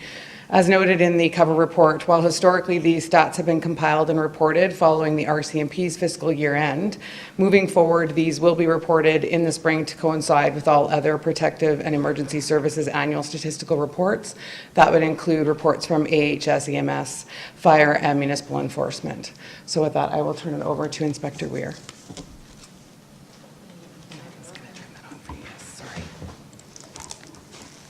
So before I start, I just wanted to take the opportunity to introduce Tom Callis. He is new to the role in the operations, so he's my number 2. Arrived here, seems like a little while ago, but back in February, I guess back in February. Tom has got 20 years service. He comes from a very broad policing background, which is why I selected him to come here. He has worked in Saskatchewan, British Columbia, and most recently in Alberta. So he, you've heard my mantra about crime reduction. His middle name is crime reduction. So Tom is a tremendous asset to our team. So I just wanted him to have the opportunity to come here tonight just so I could point out who Tom is. So when you see him, if anybody happens to get stopped for any reason. Don't go there. So, and so when I got here too, we were presenting in July, and I thought that was a teeny bit odd. So I'm really looking forward to what Stacy has proposed, that I can give you the year-end report sort of in the first couple of months of the year, so that it's really germane. Now, what I'm going to be talking to you about tonight is you know, in essence about 9 months old or older. So I think it will be helpful moving forward. So you'll see me sooner, I guess, in the spring. But yeah, it'll be good. So just overall, the comparisons and trends between 16 and 17, there was an uptick in all of the, just about all of the crime trends across the board. I don't think that certainly doesn't come as any surprise to me. We've really had a very vigorous and robust a start to our crime reduction strategies, and whenever we poke the bear and we go after the bad folks, then our charges will increase. And so this is one of the things that I do expect to see as our crime reduction strategies continue to move forward. So not really sure, you know, our other criminal code, the things that have really plagued sort of Cochrane over the 2017 year really was the property crimes. So that is our break and enters, our thefts of motor vehicle, our thefts from motor vehicle, and just overall thefts and some mischief. So those two across the board continue to increase. Not like a shocker, but enough that it demonstrated to me that the crime reduction strategies that we did have about focusing on those who commit the most criminal activity, we were addressing them appropriately. Provincial stats, again, sort of a minor, a little bit of an uptick, but nothing that has concerned me that I haven't been able to really understand and balance it with a lot of our crime reduction strategies across the board. Traffic statistics total, they're a little bit down in some areas, but mostly on par from 2016. So one of the things that we see every year is an increase in our things like our criminal record checks, those sorts of things. Those have increased again this year. I don't expect that they're going to change annually as our population grows. And earlier today, there was a tremendous presentation from the Helping Hands. Those are the kind of folks that we welcome to come in.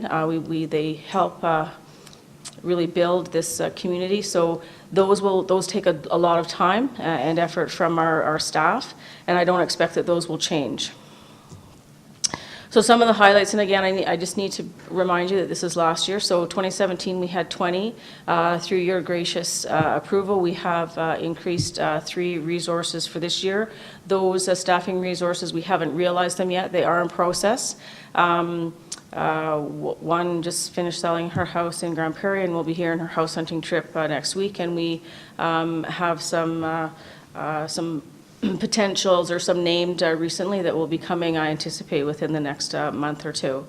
So the total calls for service over 2017, there was a slight increase of 4%. And with the average call volume for Cochrane at, for the town of Cochrane of 677. So our Cochrane Detachment Police to population ratio is about 1 to 1,315. With a goal in our 5-year plan to go to 1 to 1,000, because that's really our optimum for response time, et cetera. Some of the highlights, we continue to have 4-person victim services working out of the Cochrane Detachment.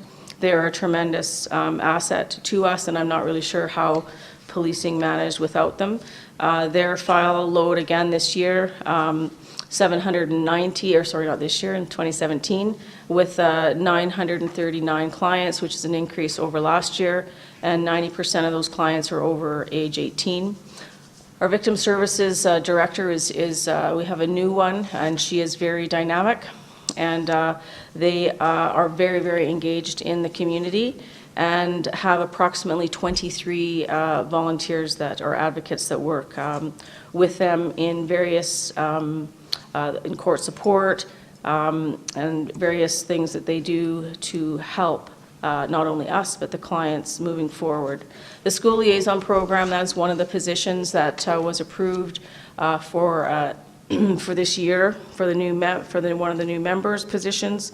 And that constable is coming in from Grand Prairie, and she will be here shortly on her house hunting trip.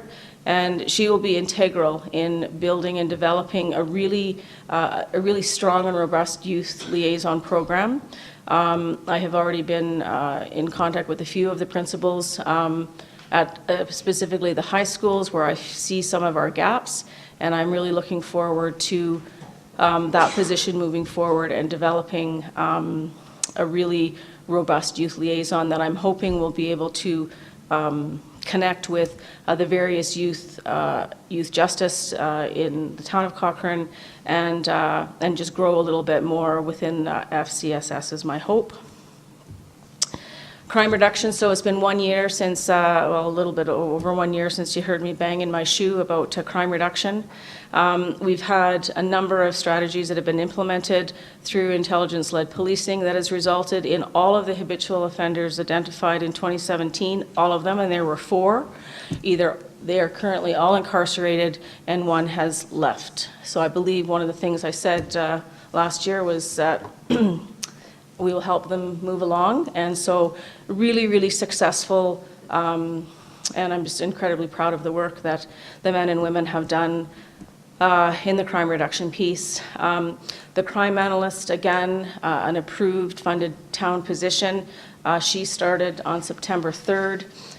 This piece has sort of been the missing link that will allow us real-time identification of offenders, crime trends, and hotspots.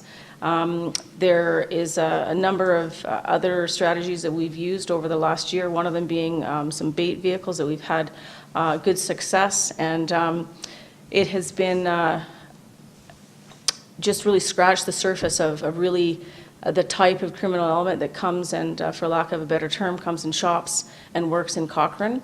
And we have linked through the engagement of all of the detachment resources and our crime reduction team, a number of arrests of single offenders, but more importantly, this year some multiple folks or groups that we've connected directly into Calgary and/or Hub. So this is where the crime analyst is really going to help us move these things forward.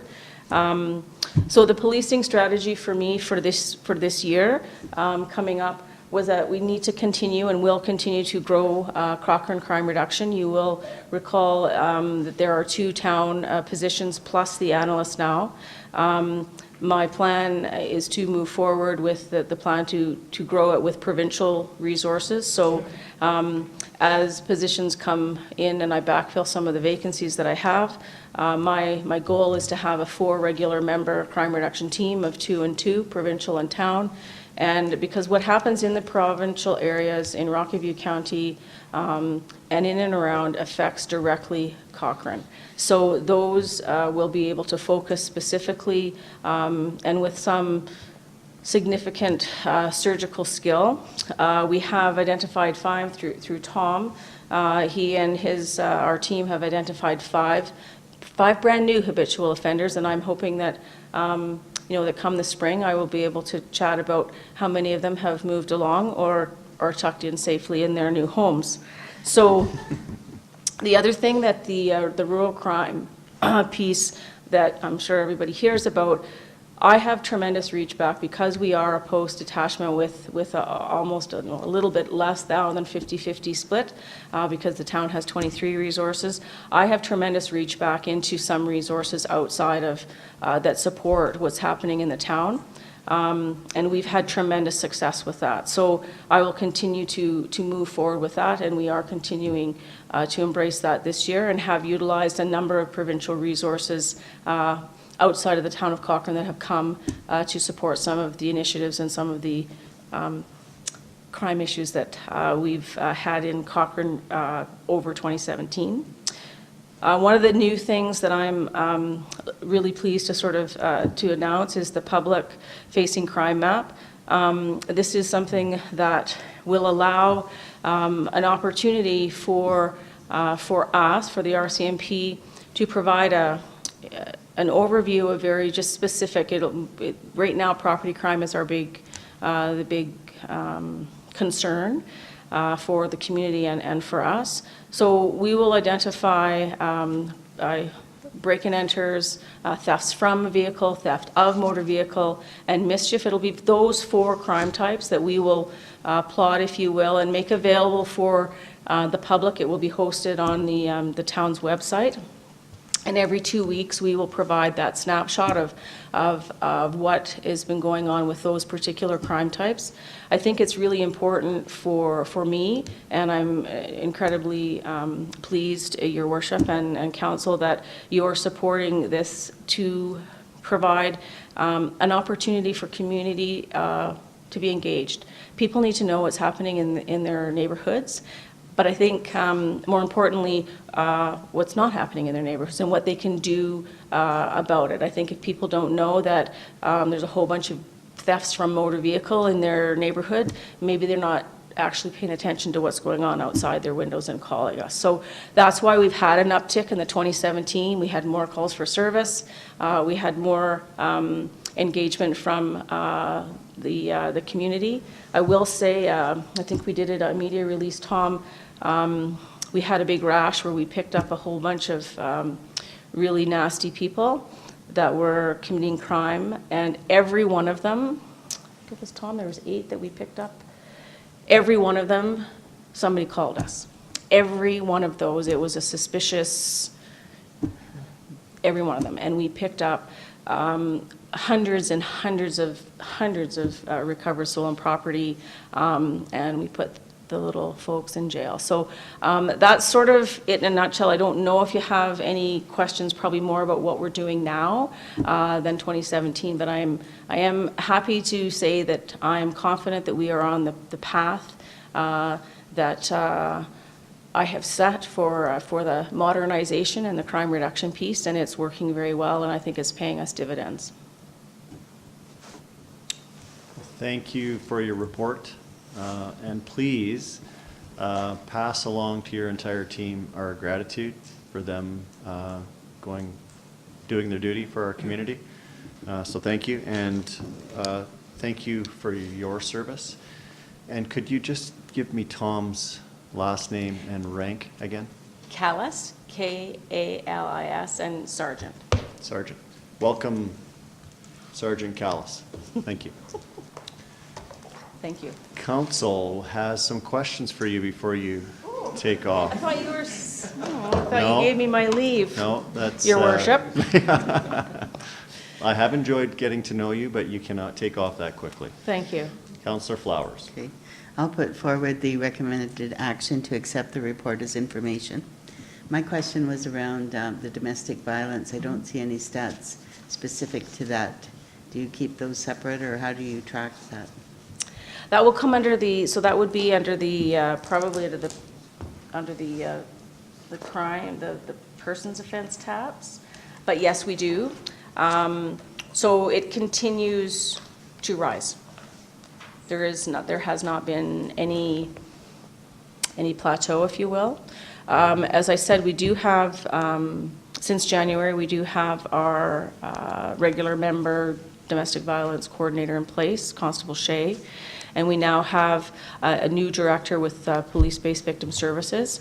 And together they have been doing a number of public presentations. On Saturday, they just did some more information on emergency protection orders and those sorts of things. One of the things about domestic violence that's doesn't matter, it's got to be the awareness piece. And the education piece on what is acceptable behavior and what is not. So when we increase our public awareness and our education, we will see an increase in the calls for service, because people will then realize that it's not okay. what's going on in their house. So I feel like we've got a tremendous team behind them. Our victim services and Mary Dawn follow all of our, particularly our high-risk cases right through FCSS. They are a tremendous reach back into the community because not everybody is super comfortable always to come to the police. So there is a tremendous ability to support within the community on a different vein. But yes, it does continue. I can get specific numbers for you, but it is generalized in the reports with respect to the violent crimes. Okay, thank you, and thank you for all your efforts and work. Councillor Reid. Thank you for your presentation. This past week, I've been doing some research for Councillor McFadden's AUMA campaign, and I came across a few southern Alberta towns that already had this public criminal map up. I was surprised because I had recently learned about it and had only seen the St. Albert example. I think it's a great tool. I know that others may have concern about it, but I think in terms of public awareness and engagement, it's an excellent tool.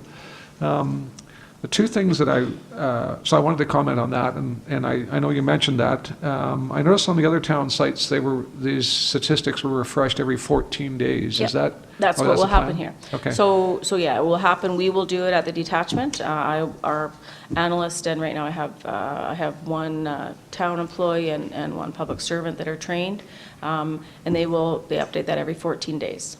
And then just a comment to administration. You may want to make that easily accessible, because I found on some of those other sites, while it mentioned it, it was really hard to get to in terms of being able to get there. If I could, just one other question, I guess. In terms of the criminal analyst, I'm assuming that person works cooperatively with other law enforcement agencies to kind of get these cross-border criminals, not only out of Cochrane, but and that's one of the reasons that the town funds it. This is this particular employee is allowed access to all of the intelligent platforms that wouldn't be accessible to a non-RCMP employee. So this is the best of the best, and she is the highest level of intelligence. So we got to keep her.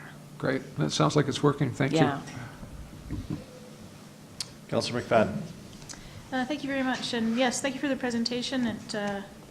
It's always good to hear that we're getting better and better every year, even if we get extra miscreants. So just a couple of questions. You had commented on the staffing situation. Are we looking that in 2019 we might actually be fully staffed? Did we ever hit that number? No, we won't be fully staffed in 2019. Are you talking the 1 to 1,000, the cop to pop population, or? No, the number of officers we've budgeted for. I know there's always a transition between finding So the officers I and filling them. anticipate that on or before the end of December, we will have those 3 positions in place. Excellent. So staffing actions are a challenge, and then people selling their homes, and that's always a bit of a sticky wicket. And so I do feel as confident as I can be that we will have them in place. Excellent. And then, now I know we've got the crime map coming on board, which I think is excellent. But right now, would you identify, is there a community in Cochrane that could be identified as a hot spot there? I think there's a lot of concern that people are going to go, oh my God, comparatively, we did a 2-week run just the other, because I can see everybody's when we populate ours, and we're okay. Cochrane's okay.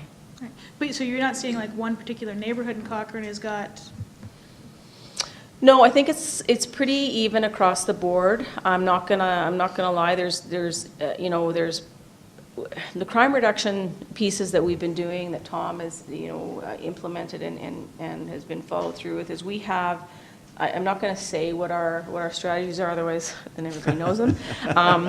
But one of the things that we do is at certain, one of the things that has probably been one of the biggest immediate things that kind of hit me in the face almost every day is we do a 3 to 5, a 3 in the morning till 5, and we stop every vehicle going in and out because, you know, although sometimes I get crazy when there's only one entrance in, but it's super easy to manage. And so that has moved people out. They will either turn around or we catch them, and it's been incredibly successful. One of the biggest pieces with the public-facing crime map and just that public education piece is people need to realize that sometimes it's easier to be victimized than not, right? So, you know, locking your cars and those sorts of things. I really feel as though certainly most of some of the ones that we've caught in this over the summer, some of them are pretty interesting fish, and they don't want to play hair anymore. They'd say, oh, I came this day and then I left, and then I came this day and then I left. So I know that we're having an impact. But they also, at the end of the day, Tom, I don't really feel like when we did did you look at the map when we had it up the other day? I didn't see any concentration in any one place, and that's what's interesting about Cochrane, is there really isn't like bad places. It's just places that we need to tidy our own self up with and make it difficult for people to come and work here in that capacity. Excellent. So it's the one piece of economic development we're not striving for? You could just leave that one. Oh, wow, I'm not sure. That was rhetorical. That was rhetorical. That was just me having I fun. think what's happening is awesome with that. So, and then as part of that, one of the things we did identify in 2017, and probably even currently, is you said we're seeing a bit of an uptick. But then you've also identified a lot of the strategies and the extra resources that are being focused on the crime reduction. Are we expecting in the 2018, 2019 that you're going to be able to report, you know, a reduction? Nope. No, you will see it will climb, and it's about, when your crime reduction strategies are being applied consistently and equally across the board, you will see an uptick for about 2 years. If you're just looking at this sliver of what you're focusing on. If this particular, you know, property crime is what we're targeting, that's what you're going to see. So you will see an uptick in charges.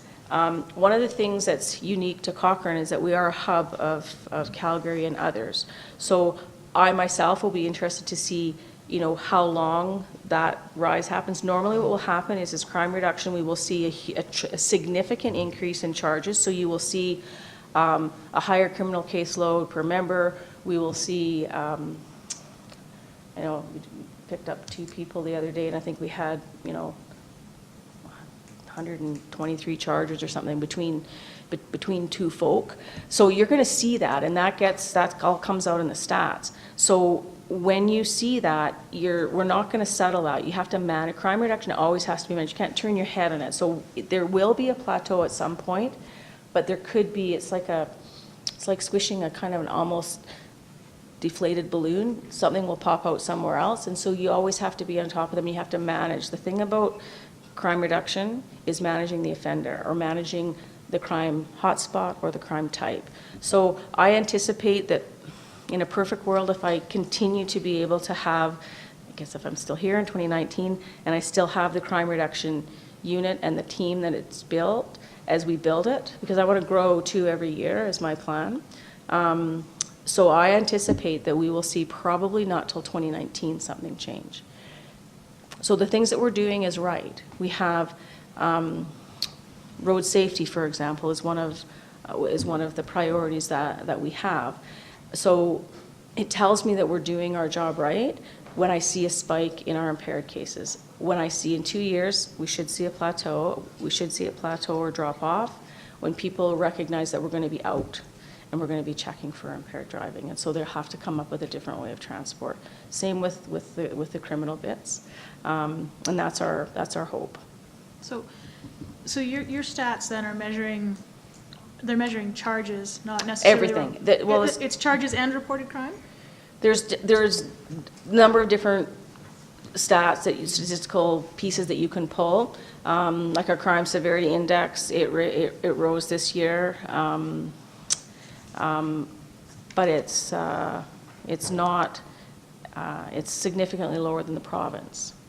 It's significantly lower than some rural areas. So we're doing all right, and I think we're not ahead of the curve yet, but we're almost there. So that, at the end of the day, how am I going to be able to measure success in policing in Cochrane if it's not a reduction in charges or a reduction in reported crime? Well, what's the success matrix that I need to look at? That you need to look at is, number one, is ultimately it will be the call volume will reduce. One of the challenges with Cochrane is as it grows, then we're always playing catch up, right? So in a perfect world, the idea would be that you would be looking at your call volume, and you would also be listening to your public as to where they feel as far as public safety goes. Because sometimes, recently when we had, the tragedy with the shooting of the tourist, there was a very big concern that people weren't safe. Then when we can report that it's an isolated incident and the public is safe, so those will affect all kinds of different things, but it will be the criminal caseload, it will be the call volume and the crime type. That's what we're going to be looking at. Okay. And then, anyhow, thank you very much for the education piece, and I really appreciate it. A final question for me. We just recently reduced the speeds along Quigley in the East End and Riverview. Mm-hmm. What is your take on that from a policing standpoint? So Quigley... Quigley, Quigley East we did End, first. Yeah, we did the on first. and then Riverview Drive. You want to know what my position is on it, or what do I think about it? For the density, the traffic density and the population density, I think that it was a wise decision. Excellent. Thank you very much. I really appreciate it. You got two more. Oh, two more. Awesome. It's the green lights. I get mixed up. Green, red. Okay. Red is stop. Green is Councillor Fadeko. Thanks for the presentation. I'm quite excited about the crime map. I think we're on a good path there. I do have one question, and I don't know if it's something that we've thought of out here. And again, it kind of goes maybe with that public education piece. Airdrie did a town hall and invited a lot of community partners. I know that it was kind of a federal and provincial kind of initiative initially to talk about crime reducing and crime reduction and some different things that could be done. And I know they had RCMP on board and Crime Stoppers and a bunch of different partners. Is that something that you would consider doing out here? Because I'm sure myself, amongst probably most of council, one of the big questions that we get is, of course, that divide between you policing out in Stoney Nation compared to Cochrane. And maybe that public education piece would help as to, I just get, from public knowledge as to how much our members are going out there versus being in town, and maybe if there's some different strategies that maybe the public has for advice as well. Mm-hmm. Well, Tom, since he's been here, I think has given, he's gone and presented in a number of communities, and the town is one of them, on crime reduction and what that looks like, and what folks can do, and what we need from the citizens. I've been a part of the public sort of forums as well. There's good and bad, and I think one of the things that I caution about, and I'm open to just about anything. I meet with all the leadership in all of the areas that I'm responsible for, which is a fair whack of them, is I really am cautious about comparing communities. That's fair. Yeah, I guess I was just curious. I know that they did have quite a bit of success out there, and I know that there were people from Cochrane that attended as well. Yeah, and so Cochrane is Airdrie has, I think, 8 provincial resources. I have 21. So I have a huge provincial and rural area to police. And so Cochrane specific, absolutely, town hall for Cochrane, but I don't, again, I think it's a it's a tricky bit to be comparing communities and how much a resource is going A, B, and C, because quite frankly, respectfully, you have 23 town resources, and I answer to you for how they are deployed in the town of Cochrane. I don't, and I speak to Morley about the Morley resources that I have and how I address their community needs, and Rocky View and so on, and Wypris, and so I just need to, but very open to having something like a town hall if it's appropriate. And I guess if we can help with that positive messaging, that would be more than game to it's to be able to definitely hear anything. those. Like I say, I think one of the biggest things for us, Tom, is that public education piece of just that awareness, and I think Tom can speak to that pretty handily. If I may, I just wanted to present one example. It's some very basic things that will help us out a lot. One of the pieces of work that we do in the crime reduction program is identifying the people who are responsible for the majority of crime. And I had the pleasure in February, shortly after I'd arrived here, of going with one of the constables to interview a fellow who, at the time, was addicted to methamphetamine and stealing 2 to 3 trucks every night. That's an unreasonable number, and it has a huge effect on our crime rates.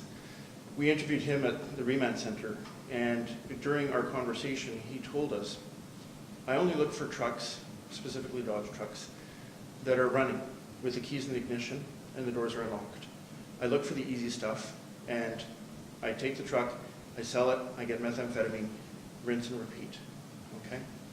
So he told us flat out that was the easiest thing to do. I had that conversation with some people in the office, and one of our employees on the municipal side said, I leave my truck running all the time. We have, one of the things that we're doing to help educate people that way is we go out on our nights and we have a pamphlet that we put on people's windshields to say, just so you know, your truck was found unlocked or your vehicle was found unlocked. It's a struggle for us. I know from my experience that if these people don't find a vehicle running in the driveway, they're probably not going to steal that vehicle. And it's just a simple thing. So we struggle from our point of view to try and educate the public on those things. And whatever help and cooperation we can get from council on that will make a big difference. But you're right, you're absolutely right. Public education is huge. And we're trying our best on our end to reduce that and to take some common sense measures to have an effect on that. I don't know if that makes sense. Yeah, thank you. Councillor Wilson.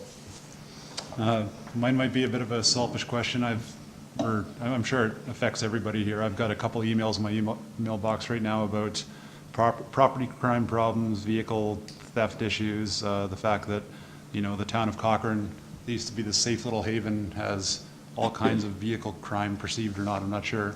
Mm-hmm. But when public asks me, what are we doing to combat vehicle crime and the property thefts, I've heard a few answers here. Could you give me sort of a bullet point rundown of the best way to answer that? Public-facing crime map being a good one. Well, vehicles. I think that it's public education, as Tom alluded to. I wish I could remember the number, Tom. We had a huge spike in vehicle thefts, and I want to say it was in the winter. And I think every one of them was running or had the keys in it. Every one of them. Wow. And of those that were stolen, I think at least 3 or 4 of them were then utilized in break-and enters. So part of it is public awareness. There are things that people can do to prevent being victimized. I think I am really confident. Just this summer alone, I think we picked up in 6 vehicle stops in, I think, a 3-week period. We arrested, I think, 8 people. None of them from Cochrane. None of them from my detachment area, which is really big. With literally stuffed full of stolen property. So we're out there, and we are having an impact. We are taking these people. Every one of those 8 are still in custody. But it isn't. I understand people's frustration. I know that it's real. I know that it's there, and I am very comfortable with the path that we are taking. But these things take time, and it takes a lot of resources, and we have to be consistent and not and move away from the traditional policing strategies of just waiting for the phone to ring. And we have those implemented, and I'm confident that we will see, we will continue to see positive outcomes. I don't know if that's helped you specifically. This winter, lock your vehicles, don't leave them running. Lock your vehicles, don't leave them running. Yeah. Call in suspicious activity. Like I can't tell you how pleased I was. 8. And we got every one of them. Mm-hmm. Every one of them, we got them. And they were all because people called and said, oh, I know, I feel kind of stupid calling, but I know they said we should call because Tom had gone to a whole bunch of these presentations. And so they called, and every one of them turned out, and we were able to intercept them. And that's the part of that the public plays. We can't do it alone. There just isn't enough of us to be exactly where we need to be every second.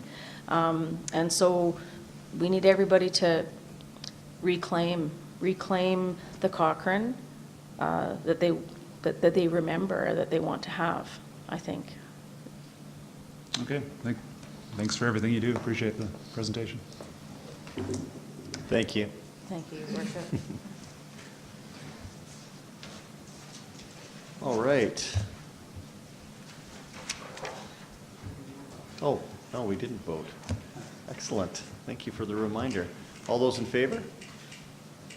I believe it's carried. Development officer appointments. I'm going to, Mr. Mayor and members of council, I'm going to be very brief. This is simply to continue development services operations under section 2.11 of the land use bylaw. We do have to delegate authority to staff members to act as the development authority. We have a number of very qualified staff to complete this, and there are 3 members of our staff who currently are not designated as development officers. So I would like to change that with your permission. So we are recommending the following action: that council appoints Amanda Legros, Danica Crosby, and Adam Norquist as development officers for the town of Cochrane. That completes my presentation. I'd be happy to answer any questions. Who hasn't put a motion on the floor yet? Councillor Wilson. I so move option 1, the council will appoint Amanda, Danica, and Adam as developer officers for the town of Cochrane. And being a member on CPC that deals with them frequently, I can say they're all excellent and top quality in my opinion. So. Great. Thank you. Any other comments? No? All those in favor? Carried. Thank you.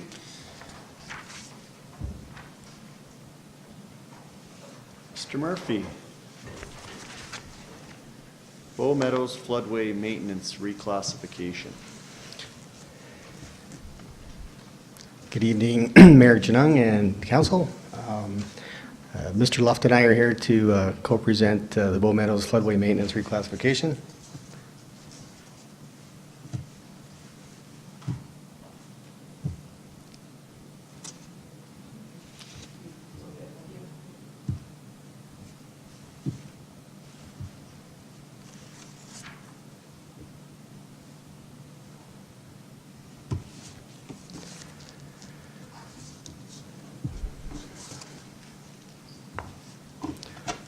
So, excuse me, so a little bit of background. At the last council meeting, council requested a report on redesignating the ER between Bow Meadows Drive and the Bow River from Parks Maintenance Class E to Class C. So the intent of the proposed redesignation, and it's a quote, this is a quote from the motion, is to strike a compromise between the Bow Meadows resident and the town of Cochrane's flood mitigation strategy, where in the lower portion of the park, space is left to grow naturally, and the higher ground is maintained as park space. Following the 2013 flood, a review of all floodway and flood fringe maintenance was undertaken by Parks and Open Spaces with the intent of ensuring our maintenance standards were providing natural protection to banks and slopes, further protecting home and property from future flood events. And so to that end, all mowing ceased in 2015. So why flood mitigation here? Well, further background is that this floodway was seen as a prime candidate for this proven flood mitigation method, given its proximity to the Bow River and the confluence of Jumping Pound Creek. All properties backing onto this floodway are within the flood fringe, and a number of homes on the east side have backyards within the actual floodway. The area is beginning to show signs of transition, with balsam poplar, wolf willow, and other native species taking hold. Mr. Luff will run through some of those slides in his section here. So these species have a root system that is commonly referred to as rebar system that provides natural support to banks, reducing the likelihood of loss and damage. Mr. Luff, I'll turn it over to you. Thanks, Jerry. Good evening, Mr. Mayor, Council. What we're looking at on this current slide here is the area of Bow Meadows, an aerial view of Bow Meadows, how it relates to the Bow River. We're talking about the environmental reserve located between Bow Meadows and the Bow River. This particular piece of land comprises of about 13 acres that were of environmental reserve that we're talking about. Part of that area includes this green space. This slide is taken from the east end of that green space, and you can see in the middle of the slide the native grasses that are taking hold. Over to the left of the slide there's some examples of some natural wolf willow coming back into the environment, as well as some aspen creeping in from the tree line back towards the meadow. The plants are reestablishing in a healthy manner.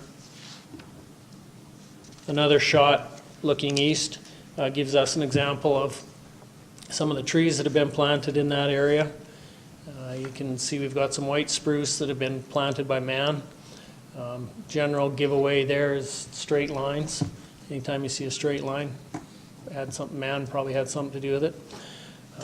It is another good example of some of the grasses that are taking hold and some of the plants that are coming up.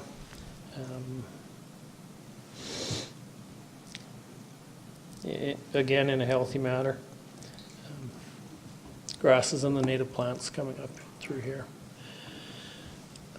This is what we currently have the area classified at according to our maintenance classifications, and the dark green area is what we classify as a Class E park space or a natural area.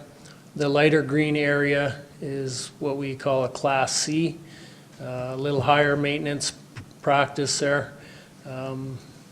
And the orange areas are a Class B, which include irrigated and non-irrigated sports fields, and that would be the Rangers soccer fields on the bottom corner of the slide. To the left of that is about a 6-acre parcel of Class C land,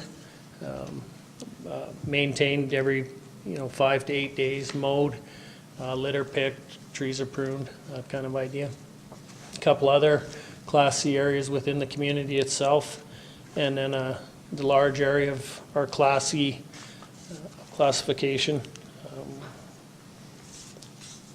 Our Class E is defined as a natural area which includes gullies, coulees, environmental reserves, and lands entitled to the town but are neither undeveloped or being naturalized.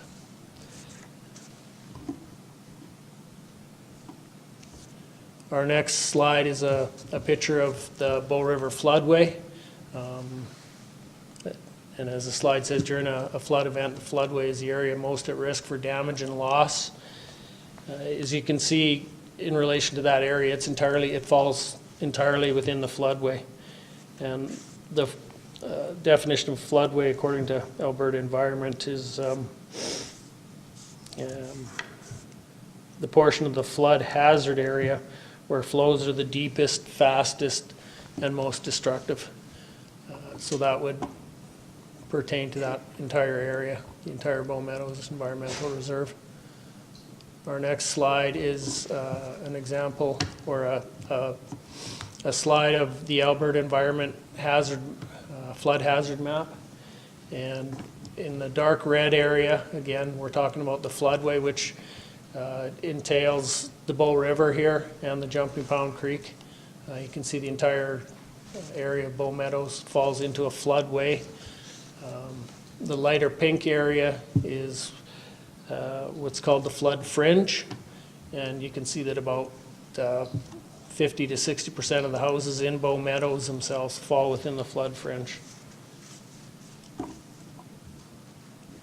And with that, I'm going to turn it back over to Mr. Murphy. Thank you, Mr. Luft. So, since 2014, a number of letters have been sent to residents of the Community Association outlining the reclamation plans as well as keeping them up to date on the progress. Administration has also presented to the community at their Community Association AGMs to provide updates on flood mitigation projects in Bow Meadows. So this is a poster of the community event, and it speaks to the 1,500 or so trees that were planted on October 1st, 2016. This was a very well-attended event hosted by Branches and Banks. And the next slide is some examples of the handiwork. And the picture to the right, it may be hard to see in this context, but there's a pine tree, pine sapling that was planted in 2016 and is doing very well, and within the next couple of years should turn into quite the addition. So, the next slide is just shows some natural regeneration. It is nature's reclamation at work. The wolf willow on the left and the potentilla on the right both occurred naturally. They weren't planted there. So, as is the case in all neighborhoods, residents can mow up to a meter from their fence or property line. And the intent of this is to provide an opportunity for residents to keep their fences free of grass and weeds, and keep them in a neat shape. The photo on the right is an example of a very wide meter. So, as requested in the motion, financial implications for returning the Bow Meadows floodway to a Class C is approximately $4,000 per year. These are based on operation charge-out rates that we have in operations, obviously. Future capital costs as a result of loss of bank due to increased maintenance is unknown at this time. Should mowing resume in this floodway, administration would encourage council to seek legal advice to determine how the homeowners could take on the liability and cost of the potential damage and loss from any future flood event. With that, that concludes our presentation. Administration is recommending option 1, and we're happy to answer any questions at this time. All right, thank you for your presentation. Councillor Nagel, this was your notice of motion. Look to you to put the motion on the floor.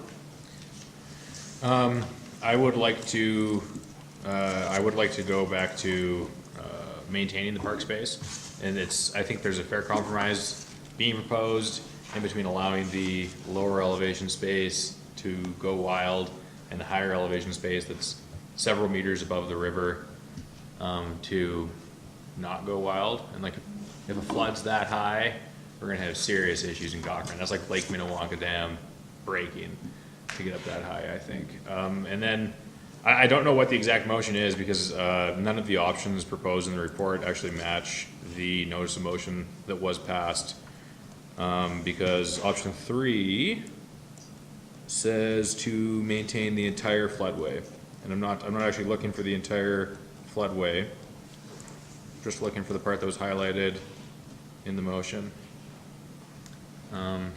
So I guess I'd like to go back to my motion and say, I'd like to move that council direct administration to reclassify the Bow Meadows, portion of the Bow Meadows floodway, in concurrence with the map produced in the notice of motion, which was passed. Okay, And I do have everybody- more comments, but I'll hear what everybody else has to say first.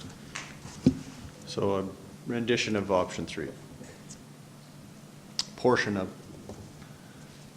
All right. Question, how would you know where to mow?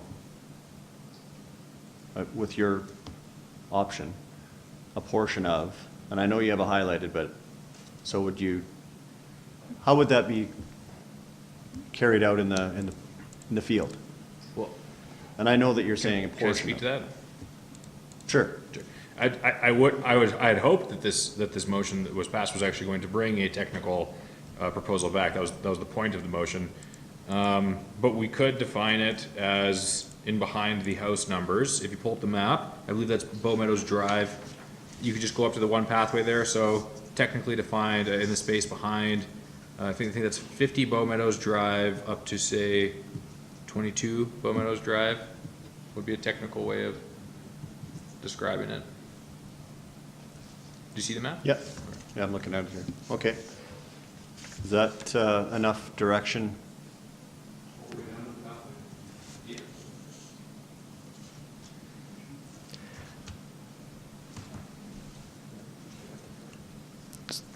So through the chair, my understanding is that the direction would be to mow from the property line down to what would be considered the bush line and where it meets the pathway. So just for clarity, that would include a large portion of recently planted trees.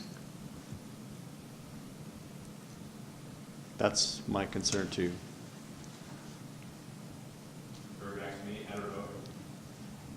I mean, for my motion, I would also say, like, leave the nice new trees, obviously, and take care of all the shrubbery. Okay, well, let's see what the rest of council has to say. Councillor McFadden. Yeah, sorry, I was just looking for clarification. Option 2 didn't suit with the 3-meter wide section of the floodway closest to their homes? So I was just looking for clarification on the concerns Councillor Nagle? from you, Councilor. No, I don't feel, because they're not concerned just about bushes growing up behind their fence. It's like, there was a full park behind their house that is now gone, and they want the park back. So 3 meters, it's not just about having a little corridor cleared behind their fence. They want the park back. And then we have limited park space in Cochrane, so I want the park back. I'll just throw this number out, just doing a quick check on our assessments. For one home along there, their municipal portion of their taxes is roughly $2,800. So all of the taxes for 1.5 homes would go just to changing the park standards for those group of homes instead of going into the pot to pay for extra police officers and the servicing that we all kind of put together. Anyway, I just wanted to share that number. I'm just interested to see where the discussion goes. I think there's probably a middle zone in here somewhere. Councillor Flowers? Well, my questions were about the grass. When you say that it's taking hold, what does that mean exactly? Through the chair, Councillor Flowers, the native grasses are reestablishing. They're growing to a height of their natural, I would say they're probably 12 to 18 inches high, starting to fill in.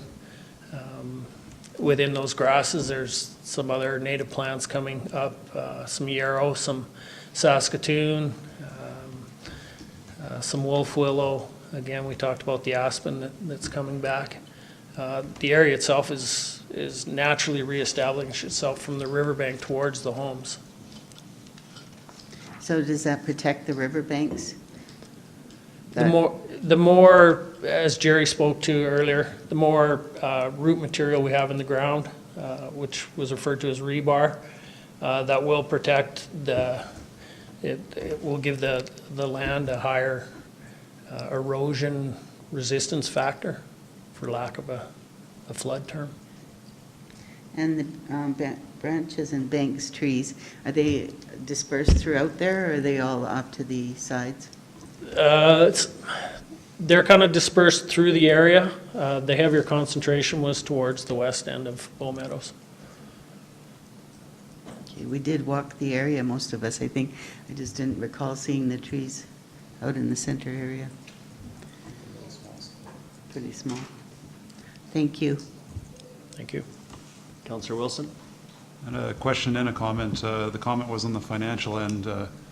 For the first time in council chambers, the financial impacts of this do not concern me, because I think we're talking about something that should be in the scope of the municipality. This is a public park space next to a river that was mowed up until 2015, and I have a limited view of things that a municipality should be taking care of, and this is one of those things. So the financial part doesn't bother me. The question that I had is, back in 2015, could we have clarification on where the mowing originally went to, perhaps? And then I thought we struck some sort of balance between 2015, where it was mowed to, and what the residents' new ask was. Did we not have a compromise there? Maybe Councillor Nagel could speak to that. But. Maybe if you could just highlight where it was mowed first, and then we'll, yeah. Okay. Can you use the cursor? Can we? 2015 would have had us mowing this area in here, as well as this area up here, and this patch right here. Okay, you saw that? All right. I think so, yeah. Maybe Councillor Nagel can help us with the compromise portion I was hoping here.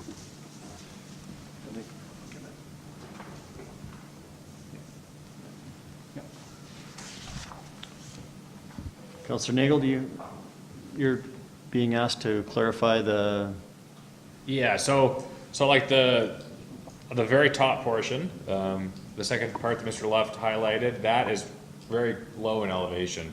And there's that centerpiece, that is kind of the upgrade, and then it flattens out on the eastern side of that path, yeah. And in my actual motion, I proposed up to the upward grade and the east of the path, but I think the residents would be happy with southeast of that path, just 1/3 of it. That's where it plateaus, it's up high, and it's it's generally none of the upgrade, it's none of the down low. Okay. So just there if I can, I don't think, so we're not regressing or not going back to the 2015 mowing. We're finding a reasonable compromise, is my opinion on it, especially when we walked the area, there was a significant elevation change, and it's not, I don't think you can really appreciate that in the photo we're looking at, where it looks like there's 3 patches here, but the one that we're talking about is significantly higher than the other 2. So just wanted to point that out too. Okay. Councillor Federico. I guess if we need to come up with a compromise for financial, I guess maybe I would suggest that, what about a bi-weekly mow? I mean, the residents weren't even necessarily concerned about having it mowed every week, like, which is outlaid here, but whether or not we even look at a bi-weekly deal. Just a suggestion if it comes down to a financial implication. To be clear, the financial number that you put forward was to mow the entire thing again, right? Back to 2015 mowing? Yes, this would be this entire area here. It would take us about 2 hours to do the entire stretch. So if we're, what Councillor Nagel's proposing is to say roughly half, would that be good math? Okay. It would be close. We're looking at travel time and getting the machines over there, of course. Yeah, so I would say 2/3 maybe. It's not just the mowing, it's the mobility and Right. mobilization. Okay. Right. But not the entire whatever it was. 4120. Okay. Mr. Devanna? Yeah, I just want to be clear that from an administration's point of view, it's not about money. That's not the issue, whether it's 2,000, 4,000, 10,000. It's in the floodway. That's the fastest moving section of the river. In the 2013 flood, this area was put at risk. If there is another flood similar to 213 or even worse, this area is going to be at risk, and the river could change direction and go right through that area, all that. I was just there on the weekend. There is when you start at the top, it's a low area. The water can come in there, and it can do a lot of damage on making its way east. So that's our concern. If it was in the flood fringe where the houses are, then that would make a little bit more sense. That you could possibly, that's not in the fastest moving water area, but this one is clearly in the floodway, and the river can change its direction, and you're putting all those houses at unnecessary risk by mowing them. So that's where we stand on it. Okay. Councillor McFadden, or with Councillor Federico, were you done? One quick question on top of that. When we were down there, a question that I did have for the residents is that when we talk about flood mitigation, what was really done in that area when it comes to flood mitigation from a town standpoint? And I had some of the residents say that really nothing was overly done. And so maybe coming back to administration, what was done down there from a flood mitigation standpoint within that particular area that they're talking about? Because I would agree there's an incredible difference of elevation, and when you're standing there, I would have to agree we're in trouble if that whole upper area goes. So I guess just what do we do in the in-between time down there? After 2013, is that your question, Councillor Federico? Yeah. Yeah, so this was part of the flood mitigation in the higher elevations and actually along that side. Along the Jumping Pound Ridge side where we tend to do sandbagging every flood event, there was a berm built. We stopped the pathway was not continued around because we wanted it to naturalize around that bank as well, where the confluence of the Bow and the Jumping Pound are. We lost a lot of pathway coming at the top end along the Bow River, was covered in sediment and that was all cleaned up. I'm looking at these gentlemen because I believe we actually moved the pathway a little bit as well in that area. I could be wrong. We paved it so that it was easier to clear off. And then we did the planting and naturalization. So all of that was part of the flood mitigation after 2013. Okay, thank you. Councillor McFadden. Thank you, sir. A question to administration. When I met with the residents there, one of the questions that I wasn't able to balance off is they were doing a comparison to Riverview about how there were areas of Riverview where the ER was being mowed closer to the homes, and why wasn't that the same? So could you explain that? Certainly. So through the chair to Councillor McFadden, you are correct. We do have a couple of areas that we still currently mow, and they are what would be certainly considered in the floodway, but and we will be working with those communities to hopefully shift that away from mowing in the floodway. But this situation, this community, this neighborhood is unique in that the floodway actually comes so much closer to the back of homes here than in any other place, including West Valley and Riverview.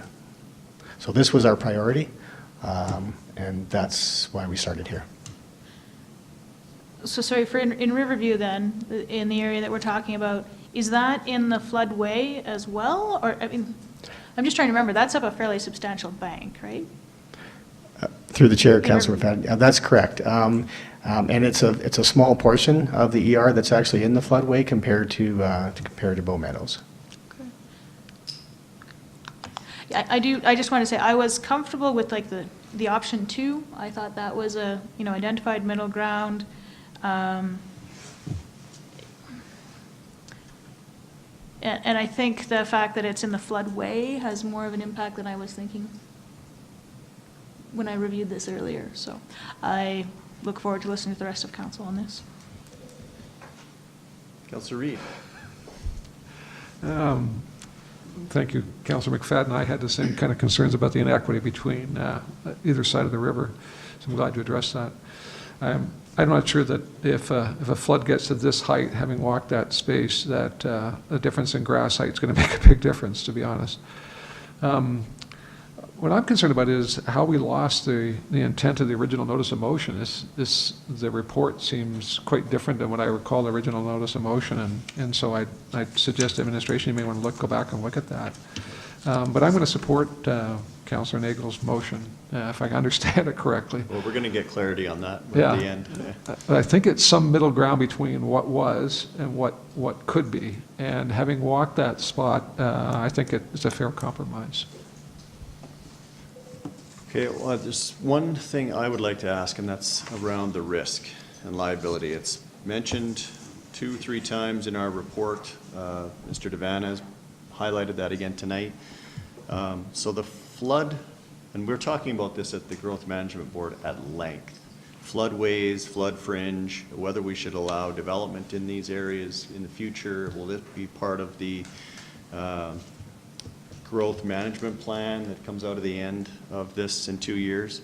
So there's a lot of talk around flooding. Obviously, it's something very real in our community and Calgary region.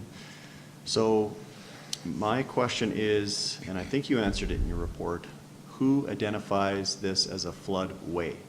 And flood fringe is where, well, you talked about it, flood fringe is at the outside where in high flood area, conditions, thank you. It's just where standing water is, but the main channel moving water is floodway. To the chair, that is correct.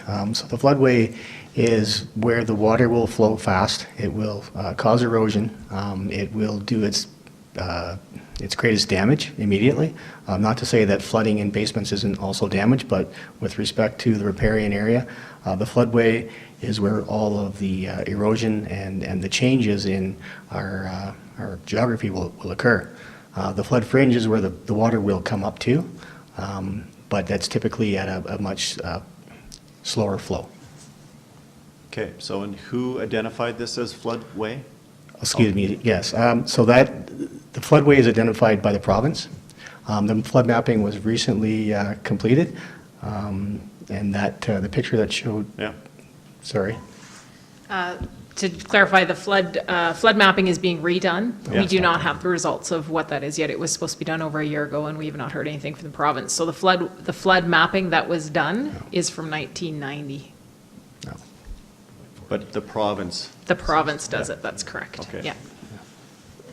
And I actually knew that because the Growth Management Board is waiting on that same flood mapping from the province and we've been My putting apologies. pressure on them to get that done so that we can talk about these things with more clarity, because they might actually expand it. We don't know yet. So back to the risk and liability portion. So, and this may be to Mr. Devanna. If we were to pass a motion to now start mowing this, what risk or liability does that put on the community, if any? Or is that, and I'll use Councillor Wilson's analogy, and I'm going to put Jeff's house there instead of Patrick's dispensary. And if the town mows that, would there be a case made, and I'm just hypothetically, flood comes through, and obviously we haven't seen flood waters that high yet, but we cannot predict the future. If it were to come higher and damage homes, would potentially an insurance company be going after the town for not mitigating flood, whether that's planting trees, not mowing, et cetera, against a provincial or in a provincial floodway? Is that how I'm interpreting or What we're interpreting saying here? is that we know that allowing this to naturalize is a flood mitigation strategy. That's not an unknown. That's definitely a known. We know that mowing it will make it more prone to erosion. We know that this is a given. And so what we're saying is if you are thinking about moving away from the flood mitigation, that you should seek a legal opinion to see if you can transfer that, because you're doing this because the citizens have asked for it. Can we transfer that risk away from the municipality and on to the citizens that are asking us to do this measure that we wouldn't recommend? So that's, right now, we're going to be assuming the liability. That's our liability. That's our park. And so if it gets taken out, by a large flood, and then houses start to erode and come off the bank, there's, you know, it's very obvious, I was just there on the weekend, very obvious, you know, where the houses are and where this low-lying area is. And so we're saying, can we transfer that risk to the people that want this park? That's the recommendation that we've made, but that's the implication. So essentially, you're saying if these people Want this. want it mowed there, they would sign a waiver of, Yeah, they take the liability if their land's if damage happened to are their damaged property, by a flood. their property. Rather than us taking any liability. Because we're recommending, administration, that you maintain this as a natural area, because that's the more prudent thing to do from a flood mitigation point of view. Okay. Interesting. Well, that kind of changes it for me. Because I see, well, and I walked down there too. I did go and meet with residents there, and I do see the top area on the map, the lower areas that we should be leaving that alone for sure. So for me, it's all about that one section, and I think that's what you're talking about, Councillor Nagel, is just between whatever homes on there, 22 and 50-ish. And administration has the same recommendation on that section. It doesn't matter what section, it's all in the floodway anyways. Well, it's quite clear from the mapping, which is 1990 mapping, which, you know, I would venture to Both of our say floods, yeah. that the floodway will be enlarged when we get to 2018 mapping. But in this area, it's quite clear that this is all in the floodway. It's even, you know, and I'm no expert, but you know, you look at that map and there's an island in the middle of the river. That wasn't always, I would venture to guess that that was not always in the middle of the river, and that the river has moved and it's created that little side channel there. You could just as easily create a side channel adjacent to these homes if you don't protect the property. And that's the risk. That, you know, we're trying to mitigate that, and if you go out there and observe more closely, there are a lot of trees that are about 1 to 2 feet tall that are hidden now by the grasses, and they're just starting to come up through the grasses. All of those trees in the end will provide protection for that land not to get swept away into a flood. And the 12-inch grass or 18-inch grass, what they're talking about, this rebar effect, is that mowing grass, it's just strands like this, but when you have it all overlapped, that provides some additional protection to those lands. And when you go to the north section of that particular park, which is not being recommended here, I understand by Councillor Nagel, but if you just walk in that area, you see areas where the river came up recently and has created, you know, sandbars in the areas where the trees are. It doesn't take much more for it to come over that and into the low end, and then it's working its way down towards the higher end area that council's indicating that they may mow. Okay. Thank you. Well, if we were to recommend mowing, if that's the way council was going, I would like to seek clarity on this liability issue. I know that we were talking about trying to get it mowed this year, and that may put that at risk potentially, depending on what kind of fall we have. So far, it's been not looking good. But I would not like to risk the rest of the municipalities, putting the rest of the municipality at risk over the liability on mowing or not mowing this. I didn't really realize the implications of that in the floodway prior to this coming forward. So with that knowledge, I would like to seek more guidance around the liability before going ahead with mowing, but I'll see what the rest of council has to say. Councillor Nagel? Sure, on the legal opinion, if somebody wants to offer an amendment, it would be a friendly amendment. I personally am comfortable going forward without the amendment. I don't see how we'd be taking on this new liability. There's there isn't a provincial policy mandating that we have to do this, is there? Like, have we been liable for floods this whole time because we had a park for all these years? I mean, maybe a lawyer could tell me better, so perhaps the legal opinion would be best. But with regards to the erosion, if you walk through there, the landscape has changed quite a bit over the years, and I'm actually not at all convinced that the trees are even stopping the expansion of the river, and something the residents raised with me, and I think they're probably right, at some point, because it'd be very expensive, but at some point I think Cochrane needs to think about getting riprap in our key areas, because trees or no trees, the riverbanks all across town are expanding. If you look downtown Calgary, they've done riprap, Canmore's done the riprap on the Bow River, and I don't even know if we are concerned about the island washing away and Bow Meadows eventually washing away, I don't know if these trees are gonna cut it, but, yeah. So Just to be clear, that for me, it's not about whether grass will be the last final dam of keeping the flood away. It's more about us not doing something that somebody else could say we should have, and then we are liable for that. I kind of agree with you, and I did agree with the residents that down there that the potential for this to happen is low, but I think all the discussions around the table at the Growth Management Board lately have been about flooding, what we could have done, what we should do, and what we could do better in the future. And actions within a floodway was probably an hour of the debate at the Land Use Committee meeting the other day around this very thing. So that's why I'm kind of feeling weird about it. Okay. To be less technical. And for whatever's worth, like, this isn't my personal agenda. These residents started a petition. I'm just trying to do what they want. If this was my backyard, I'd want trees because there's more privacy. But, so, this isn't my thing. I'm just. No, we brought it forward. Okay. Somebody wanted us to look into this, and we are. So I was with you at the beginning, and let's just mow it. But now learning about the floodway, I just want to pause and make sure it's the right thing. That's all. Councillor Federico.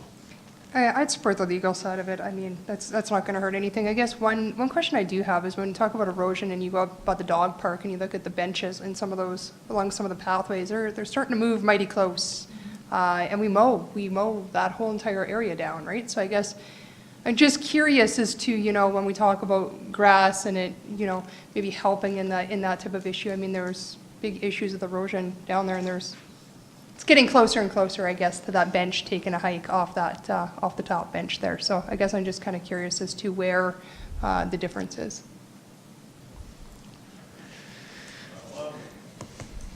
I'd agree. If you're talking about the dog park area,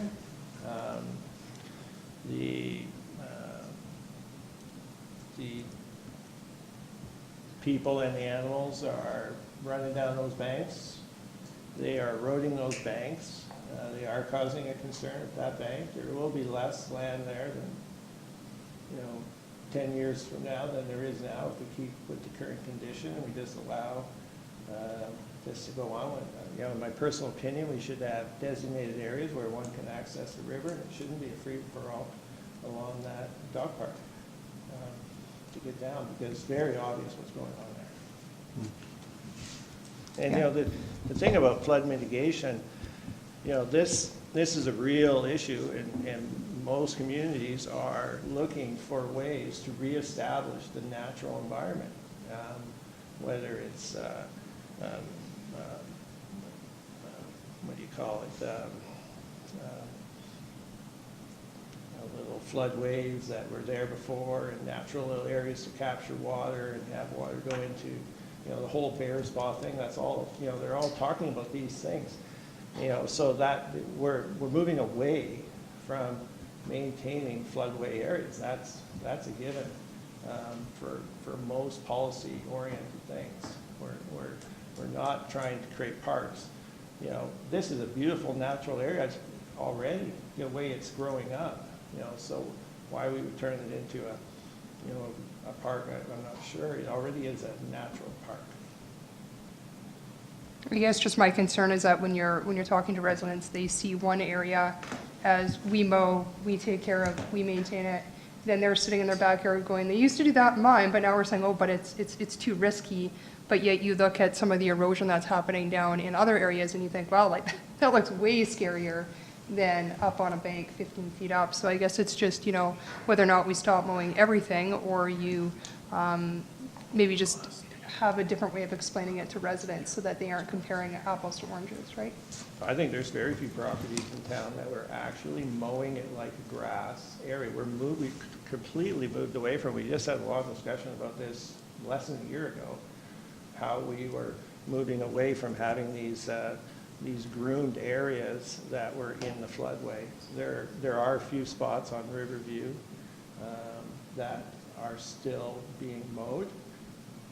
But I'm sure if you ask the Parks Department, they would recommend against that, but we have not taken the position at this point to make them naturalized for whatever reason. And as we move forward in our knowledge and help with the province, this is what we've talked about too with growth management, was we can't just continue to do it the way we used to. We have ideas and new studies are coming forward and past experience that we need to act on it, not just, and I think the difference between those two areas, and I agree with you that we need to start being wholehearted, and if it's going to happen here, we should do it in other areas. But there's no homes next to that dog park. That's the only difference. Not to say that we shouldn't be protecting it, like you're saying. Councillor Reid. Yeah, a couple thoughts. One was, when we last had the flood in Cochrane, was there a flood mitigation plan? Like, was there anything other than what's been done? Have we done everything that we were supposed to do during that, as a report of that? To answer your question, Councillor Reid, we have 2 outstanding projects that we are waiting on the flood mapping for. So one of them was in West Terrace by the water treatment plant. There's the only homes we have in the floodway. We have 5 or 6 homes in the actual floodway. So not just the backyard, but the homes, and they're actually in West Terrace. So those residents got letters from the province basically saying, we'll buy you out, you're in the floodway, and so we've been working with them to determine if there's a need to mitigate there. So we have some FREC money, so flood recovery erosion control money. The other one is in the Bow Meadows area, and it's along the confluence of the Bow and the Jumping Pound, where we had looked at the potential for a berm as well. Again, we're waiting on the flood mapping for that. What you don't want to do is, similar to what happened in High River and Calgary, there's areas where they've bermed and the flood got behind because it was the flood fringe, and then the water had nowhere to go. So we were really waiting on that, and then our engineers were going to look at it. Unfortunately, with the delay in mapping, we're going to be working with the province to see if we still have that money after 2018, because that's when it expires. Okay, good. I had a supplemental question. So I had the opportunity of touring the Calgary flood mitigation stuff and reclamation, and almost all of that was man-made, not natural, to that point. I think it would be wise to get a legal opinion. I'd like to know exactly what the town's liability is so I can understand administration's perspective on this. So for example, those 2 things we haven't done yet, if there were a flood, are we then responsible, legally liable for those homes that you just spoke of? So I think it would be valuable to get a legal opinion to really understand what our responsibilities are. I want to be clear, staff is saying that we think we should pass the liability on to the people that want the work done. We're not saying that all the liability comes to us. We're saying that you should transfer the risk to them if they want that mowed. That's what our report says. Yeah, I just want to know if that is required. That's all I'm asking. Okay. Councillor McFadden? So, just a thought, did we want to just defer this until we can actually get an actual map from Councillor Nagel as to what we're actually looking at, as opposed to trying to understand it on this tonight, and to also get the idea of whether there is actually a mechanism by which we can pass that liability to those that are choosing to risk it? Like, did you want to just defer this so we can get a little bit more details before we go into it? I mean, at the end of the day, though, it really does come down to whether we want to support our own policies or we want to start eroding them and putting them as cheddar cheese. So, but if they wanted to delay to actually get the map done out and see if we can transfer liability, we could do that. If we're not going to do that, then we should probably just call a vote. I think we're spinning in circles right now. All right. Thanks for the clarity. Councillor Nagel? Well, I already made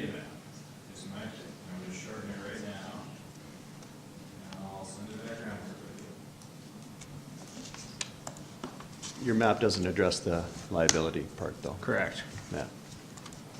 So I guess what Councillor McFadden is asking, are you willing to defer this to the next council meeting so we can get, you can send your map out, we'll get that done quickly, but then have the liability concern addressed? Sure. If that's what everyone else wants. Okay. Do we need a motion to defer? How does that work?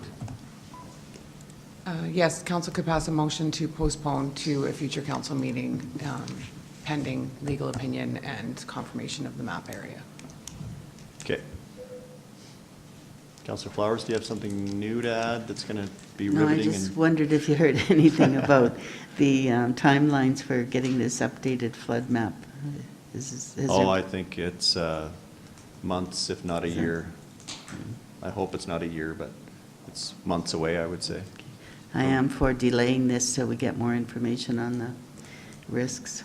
Okay. Councillor Reid, you Yeah, going I to was make a motion to going to defer? make a motion that we defer.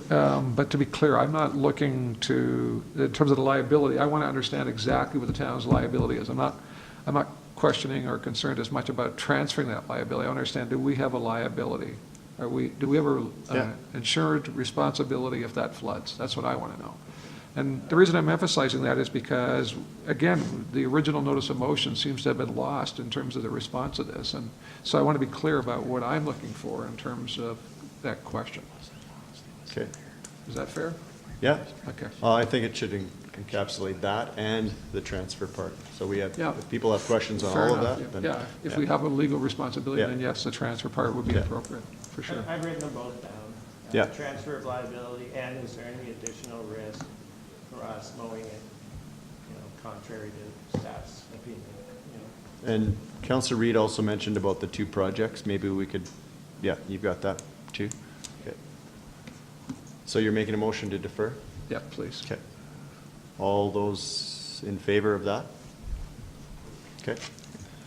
Thank you for your report. Thank you. Well, we talked about it and, I think you got a good hearing. yeah.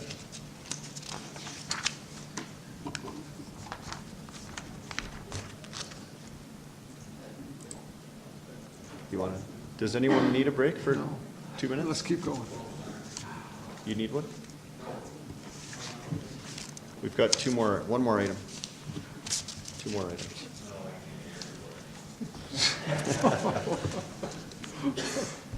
Let's do, yeah, it's going to be really long now. Let's do the financial report and then we'll take a break. I almost didn't get up here, so. Well, we talked about it, so it gave you time to get up Oh, there. thank you. Good evening, Mayor Janung, members of council. It's my pleasure to introduce to you Brian Park, our Manager of Financial Services. I know he was introduced briefly at a previous meeting, but this is his first presentation to council.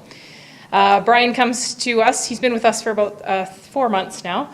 His background is in auditing, so I'm sure we're going to have an exceptional audit prep this year.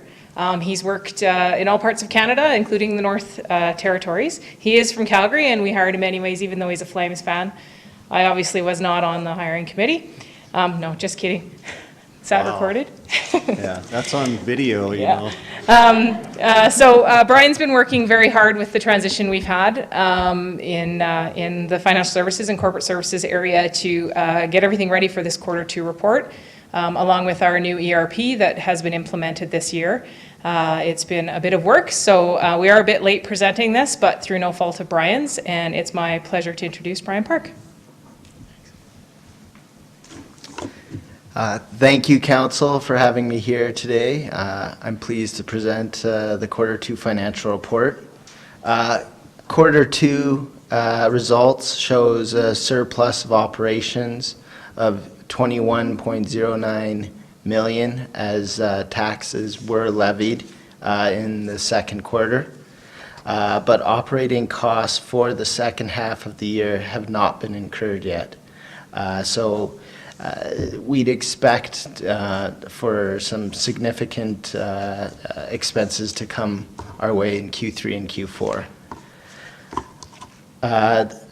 Some Q2 highlights include, under municipal enforcement, there's a $20,000 deficit, but this is due to revenues currently tracked under the budget. There is a delay between when tickets are generated and revenue remitted to the municipality by the province. Traffic enforcement continues to be a priority. One of the other areas includes corporate properties, which presently has a surplus of $74,000. The department did expect to hire a contract administrator to provide support for the construction of the new RCMP building, but that has not happened yet. The other piece that we'd like to just cover is administration is aware that the 2018 budgeted operating subsidy to the Spray Lake Sawmills Family Sports Center will not be enough.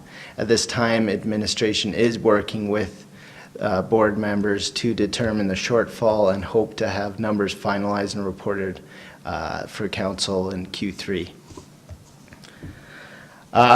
In regards to the capital, I'll move it just down here.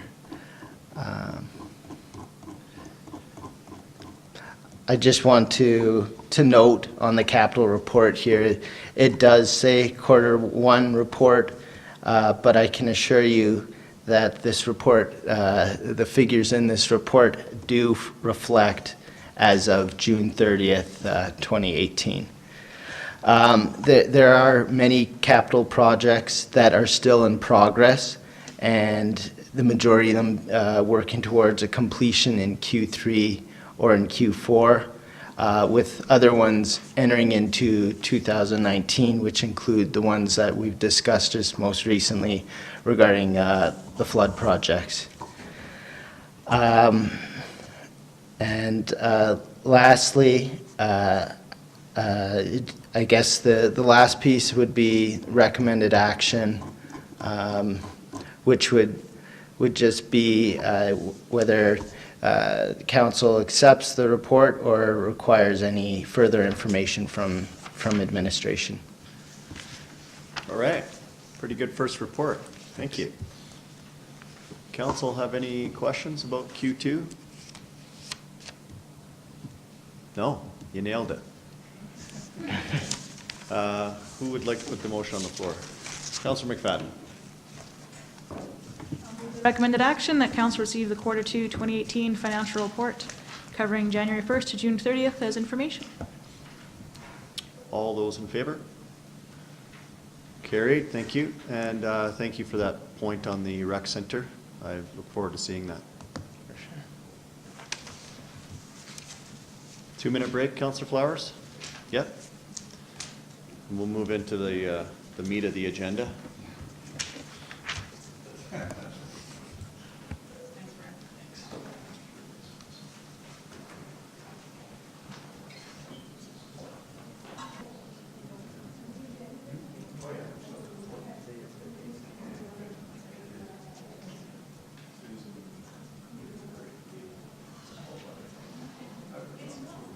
We're back. Motions on notice, we have none. Notices of motion.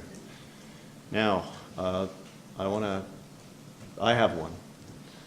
And I don't know if I have to vacate the chair to do that procedurally, or just let her buck.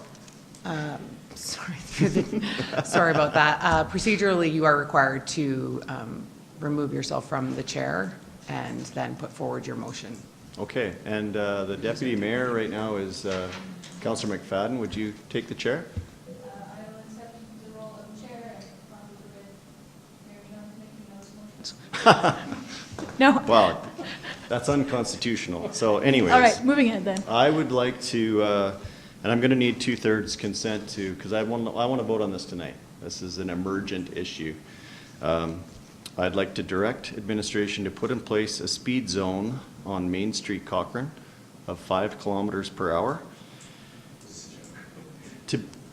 to be put in effect on Saturday, September 29th from 10 a.m. to noon, and to be strictly enforced by photo radar, and to only apply to Rocky View residents only. Oh, is it that day? Yes. That's my motion. Excellent.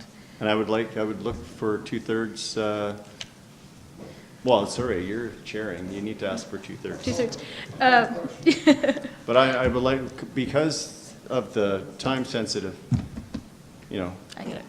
So, council, does anybody have any comments, or we get exactly what we're doing here? To what purpose? We're all good? I In that could make it case- slower if you'd like. Well, it is Rocky View. You might want to make it 1 kilometer per hour. But anyhow, I'll leave it to you. Council, if we're in favor of this, we do need 2/3 of council to vote on this to move this forward tonight. So all those in favor? Oh, yeah. Carried, awesome, Excellent. thanks. Is that everything? Okay, so that's the motions That now was on the floor? 2/3 to bring it forward, right? Oh. That was the. Motion yes, for that was 2/3. The motion for 2/3, so now you would need to put your motion on the floor. I move that council direct administer, well, everything I said, except for, let's make it 2 kilometers an hour then. Is that? Okay. All those in favor of the motion? Come on. Was it unanimous? It was. Okay, Well done. I transfer the chair duties back to the mayor. thank you. There's 4 centimeters of snow, so you're gonna have a hard time. That's why it's down to 2. Well, we have to get to 2.5. All right. Is there any other notices of motion? No?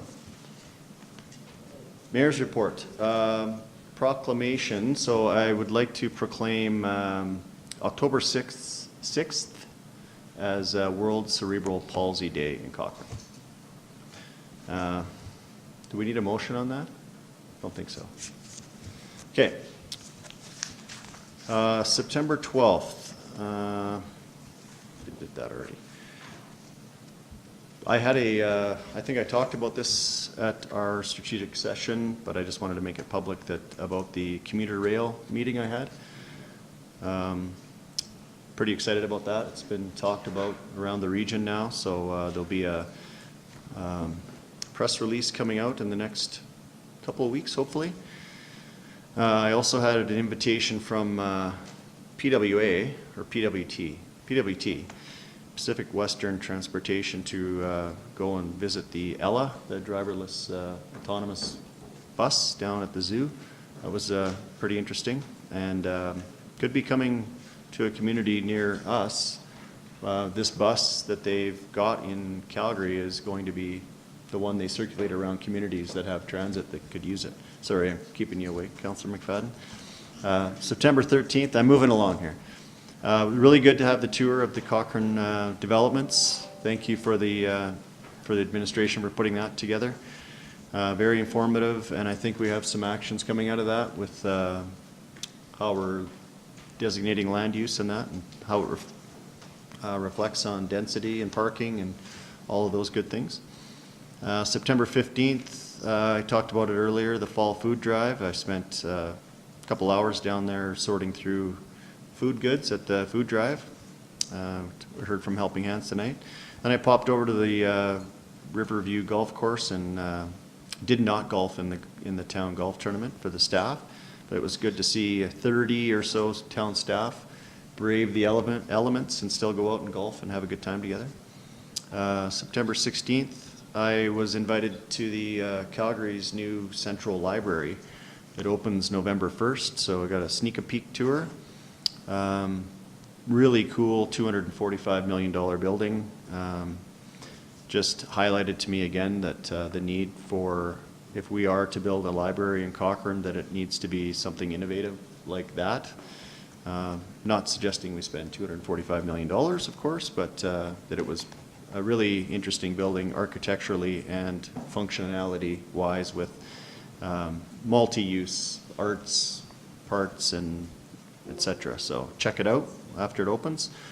September 19th, of course, we had we invited the First Nations representatives, chiefs, and etc. to Cochrane. for meet and greet and lunch, and that was awesome. I really enjoyed meeting them and look forward to having furthering our discussions and our relationship even more into the future, and more about that to come. September 20th, I was at the Quest workshop.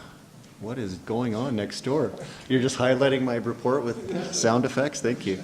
The FCM supported Quest workshop that Mr. Heineman put on for the community here. Councillor Flowers, you were there. Maybe you could speak to the afternoons part, since I had to leave and go to a recruitment committee with the Growth Management Board in the afternoon. So 4.5 hours downtown Calgary.